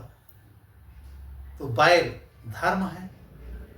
इन्होंने कहा कि तुमको मारने के पीछे क्या कारण है, ये क्यों मार रहा है, सूत्र सा ये विशाल का एक काला सा आदमी क्यों मार रहा है? कोई बोल नहीं रहा, तो बैल बोल रहा है कि हे राजन परीक्षित,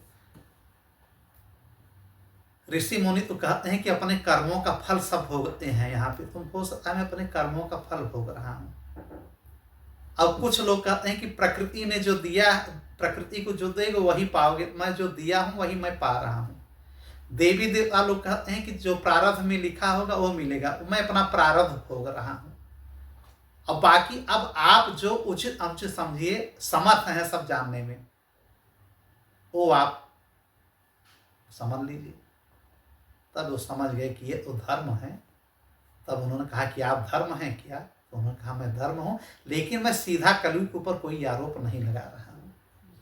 कलयुग का एक काम ही है लोगों को लड़ना भिड़ाना, अधर्म का भाई है। कलयुग कौन है? अधर्म का भाई। कलयुग का आने का मतलब कि हिंसा, युद्ध, लड़ाई झगड़ा, व्यसन व्यभिचार, अधर्म, असत्य, सब यही काम होगा। अब गाय से पूछा तुम कौन हो, क्यों पीड़ित हो? कल पीड़ित इसलिए हैं कि हर जगह अराजकता फैली हुई है, कोई किसी को देखना नहीं चाह रहा है। मैं पृथ्वी हूँ, मैं दब गई हूँ, परिवार परिवार को नहीं देख रहा है, सब एक दूसरे के खून के प्यासे हो जा रहे हैं, और वो भी अधर्म युक्त। पहले तो धर्म था, अधर्म बढ़ा, श्री कृष्ण भगवान ने सब संतुलन बना तो मैं खुश हो गई, लेकिन फिर अधर्म आ गया। अब भगवान भी नहीं है तो मैं दुखी हो गई हूँ कि अब मेरा क्या होगा। मेरे ऊपर लोग न जाने क्या क्या गलत काम करेंगे। धरती बोल रहे हैं। तब इन्होंने तलवार निकाला था, बोला कि मैं तुमको मार डालूंगा, तुम बताओ। तो कलयुग जाकर के इनके चरणों में गिर पड़ता है। कलयुग इनके चरणों में गिर जाता है। क्यों? कि प्रभु मैं जाऊं कहाँ? मैं भी एक समय हूं, मुझे भी भगवान ने, आपके नारायण, आपके भगवान श्री कृष्ण ने ही बनाया है कि मेरा समय आ गया है। हाँ, मैं वहां नहीं रहूंगा जहां सत्संग होगा, जहां भजन होगा, जहां भक्ति होगा, जहां पति पत्नी में आपस में सुमेल होगा, जहां बाप बेटे में आपस में प्यार होगा, वहां मैं नहीं रहूंगा। तो इन्होंने कहा कि मेरे ग्राम नगर हर जगह तो धर्म ही धर्म है, हर जगह सत्संग मैं करा रहा हूं, तुम आ कैसे गए? कहा तो मैं जंगल में इसीलिए आया हूं ना, यहाँ तो आप पूजा कराने आते नहीं हैं। तो उन्होंने कहा इसका मतलब कि मैं कहाँ कहाँ बचाऊंगा, कहाँ तुम कहाँ कहाँ रहते हो, कहाँ कहाँ तुम्हें अच्छा लगता है। तो कहीं कहीं तो लिखा है कि इन्होंने अपने से 4 जगह दे दिया है, और कहीं कहीं लिखा है कि उसने आया कि 4 जगह हमको पसंद है। कौन कौन? कि जहाँ व्यभिचार होता हो, जहाँ हिंसा होता हो, जहाँ मदिरा पान होता हो, जहाँ पे धुत होता हो, वहाँ हमको अच्छा लगता है। तो इन्होंने कहा तुम 4 जगह रहो। राजा परीक्षित ने कहा कि हमारे राज्य में तो ऐसा होता भी नहीं है, कोई मदिरा भी नहीं पीता। तो इन्होंने कलयुग को 4 जगह दे दिया रहने के लिए, कि कलयुग तुम वहाँ निवास करोगे जहाँ पे जुआ होगा, ठीक है, जहाँ पे व्यभिचार होगा, परिश्री गमन होगा, जहाँ पे हिंसा होगा, जहाँ पे मदिरा का सेवन किया जाएगा। देखते हैं ना, जहाँ जो मदिरा पिएगा वहाँ लड़ाई होना ही होना है, माँ बहन किया कत्ल हो जाता है। तो 4 जगह इसको मिल गया। फिर इसने कहा कि प्रभु 4 जगह तो मैं पहले से ही ऐसे गलत जगह पे रहता हूँ, कोई ऐसी जगह दीजिए जहाँ की कुछ अच्छा भी हो। सब गंदे जगह आपने हमको निर्धारित कर दिया। कौन अच्छा जगह तुम बताओ, कौन सा सही रहेगा, कहाँ स्वर्ण सही रहेगा। तो फिर इन्होंने सोचा कि स्वर्ण, चलो तुम स्वर्ण में रहो। 5वां जगह परीक्षित ने इनको दे दिया स्वर्ण का। मतलब अब कौन कौन सा हो गया? जुआ, जहाँ होगा वहाँ कलयुग रहेगा, जहाँ हिंसा होगा वहाँ कलयुग रहेगा, ठीक है। जहाँ पर स्त्री गमन होगा वहाँ, जहाँ मदिरा होगा, लोग पिएंगे मदिरालय वहाँ, और जहाँ पे सोना का संग्रह होगा। आजकल भी अगर हम सोना भी पहन लेते हैं तो हमको गर्व हो जाता है। कितने हम पहले हम भी बहुत पहने हैं, कलयुग का वास्ता अब सब निकाल दिए, हम तुलसी माला पहन के चल रहे हैं। तो इसमें क्या होता है, घमंड बढ़ जाता है। ऑटोमेटिक कोई भी पहन लेगा तो लोग सोचेगा कि हमको लोग देखें कि मैं क्या क्या पहना हूँ। ये कलयुग का वास है। फिर परीक्षित ने किया क्या कि जितना इनके यहाँ सोना था उस सोने को इन्होंने लगा दिया सब भगवान हरि कीर्तन में, सब उसको एक जगह करा करके। इनके यहाँ सोने का बड़ा राज्य में संग्रह था, सब हटवा दिया कि इसको सब गला करके सब भगवान के काम में लगाओ सब कोई। और एक मुकुट जो पहने हैं वो पहने ही रह गए। कहीं कहीं तो कहा जाता है कि जरासंध का मुकुट था, अहंकारी का बड़ा अच्छा मुकुट था, उसको उन्होंने पहन लिया। लेकिन भागवत पुराण में ऐसी बात नहीं है, कुछ विद्वानों ने ऐसा कहा है। तो अब ये उसको जगह 5 दे करके वो भी खुशी खुशी चला गया। गाय और बैल जो धर्म और पृथ्वी ये चली गई। फिर ये शासन करने लगे। धीरे धीरे हर जगह अराजकता फैलने लगी, कलयुग बढ़ने लगा, सबको अधर्म में फंसाने लगा, हर जगह हिंसा कराने लगा। जहाँ लोग मदिरा करते वहाँ हिंसा हो जाती, लोग पर स्त्री गमन ज़्यादा करने लगे, और सोने को देख करके स्वर्ण चोरी करने लगे, और सोने के लिए कत्ल मार करने लगे, जो आज भी हो रहा है। एक बार ये एक हिरण के चक्कर में राजा परीक्षित चले जाते हैं अपने क्षेत्र से थोड़ा दूर जंगल में। इनको प्यास लगती है, एक कुटिया दिखती है, समीक ऋषि की कुटिया। वहां जाते हैं, जल की याचना करते हैं। समीक ऋषि समाधि में बैठे रहते हैं, उन्हें पता ही नहीं कि कोई आया हमसे जल मांग रहा है। तो इन्होंने सोचा, अब देखिए कलयुग ही वास है इनके स्वर्ण में, इनको भड़का देता है। कितने बड़े राजा, इतने बड़े सम्राट हो, वो जानबूझ करके आंख बंद किया हो, ऐसे भ्रमित करता है कलयुग। जैसा हम कहीं गए, हमको किसी ने वास्तव में नहीं देखा है, फिर भी हम सोचेंगे हमको देख करके इग्नोर करा है, मेरा सम्मान नहीं करा है, उसका मान सम्मान छवि खराब होने लगता है। एक कलयुग ही कराता है, छद्म युद्ध करा देता है। इनको ये लगा कि मेरा सम्मान नहीं कर रहे, इनको तो हमको बैठाना चाहिए, सम्मान करना चाहिए, मैं पूरे देश का राजा हूँ, सम्राट हूँ। फिर भी अपने आप को कंट्रोल कर लेते हैं, छोड़े। घोड़ा भी इनका प्यासा था, सोचे मैं घोड़े को भी प्यास पानी पिलाऊंगा और खुद भी पीऊंगा। खुद नहीं पाए, और जो इनके साथ सैनिक थे सब भटक गए थे। फिर जाते हैं, जब बाहर निकलते हैं, एक मरा हुआ सांप पाते हैं, देखे पड़ा हुआ है। न जाने इनके मन में क्या सूझी, सब अधर्म का काम करने लगे। ले गए सांप को, उनके गले में पहना दिए। समीक ऋषि को कुछ नहीं पता, पहना करके चले जाते हैं। घोड़े से बैठते हैं, अकेले चले जाते हैं हस्तिनापुर के लिए। लेकिन रास्ते में इनको थोड़ा चेत आता है कि मैं गलत किया क्या।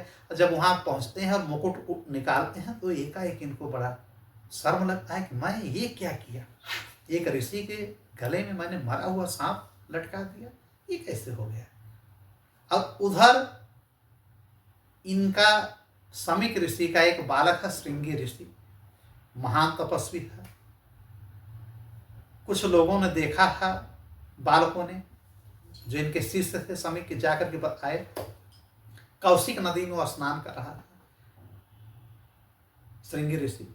जब उनको खबर मिली कि हमारे पिताजी के साथ इतना अन्याय किया, मरा हुआ सांप डाल के चला गया, तो वो रोने लगता है और गुस्से में आग बबूला हो जाता है कि मैं ब्राह्मणों से सृष्टि चल रही है, न कि क्षत्रियों से। देखिए कलयुग वहां भी हावी हो गया, उसके भी शरीर में प्रवेश कर गया।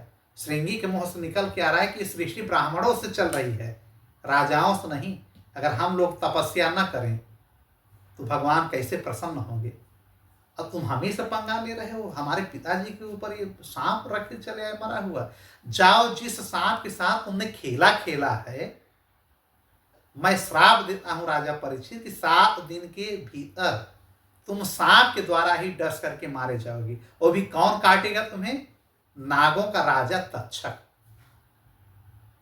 सांपों का जो राजा है, तुम एक सांप डाल के आए हो, सांपों का राजा तक्षक तुमको काटने जाएगा, उसी के द्वारा तुम्हारी मृत्यु होगी। जाओ, मैं श्राप दे रहा हूं। चल लेकर के उन्होंने ये श्राप दे दिया राजा परीक्षित को। अब जब आश्रम में आते हैं, रोने लगते हैं, समीक ऋषि को पैर पकड़ करके श्रृंगी ऋषि के पिताजी ये आपके साथ क्या हो। जब उनकी आंख खुलती है तब समीक ऋषि कहते हैं कि बेटा रो क्यों रहे हो।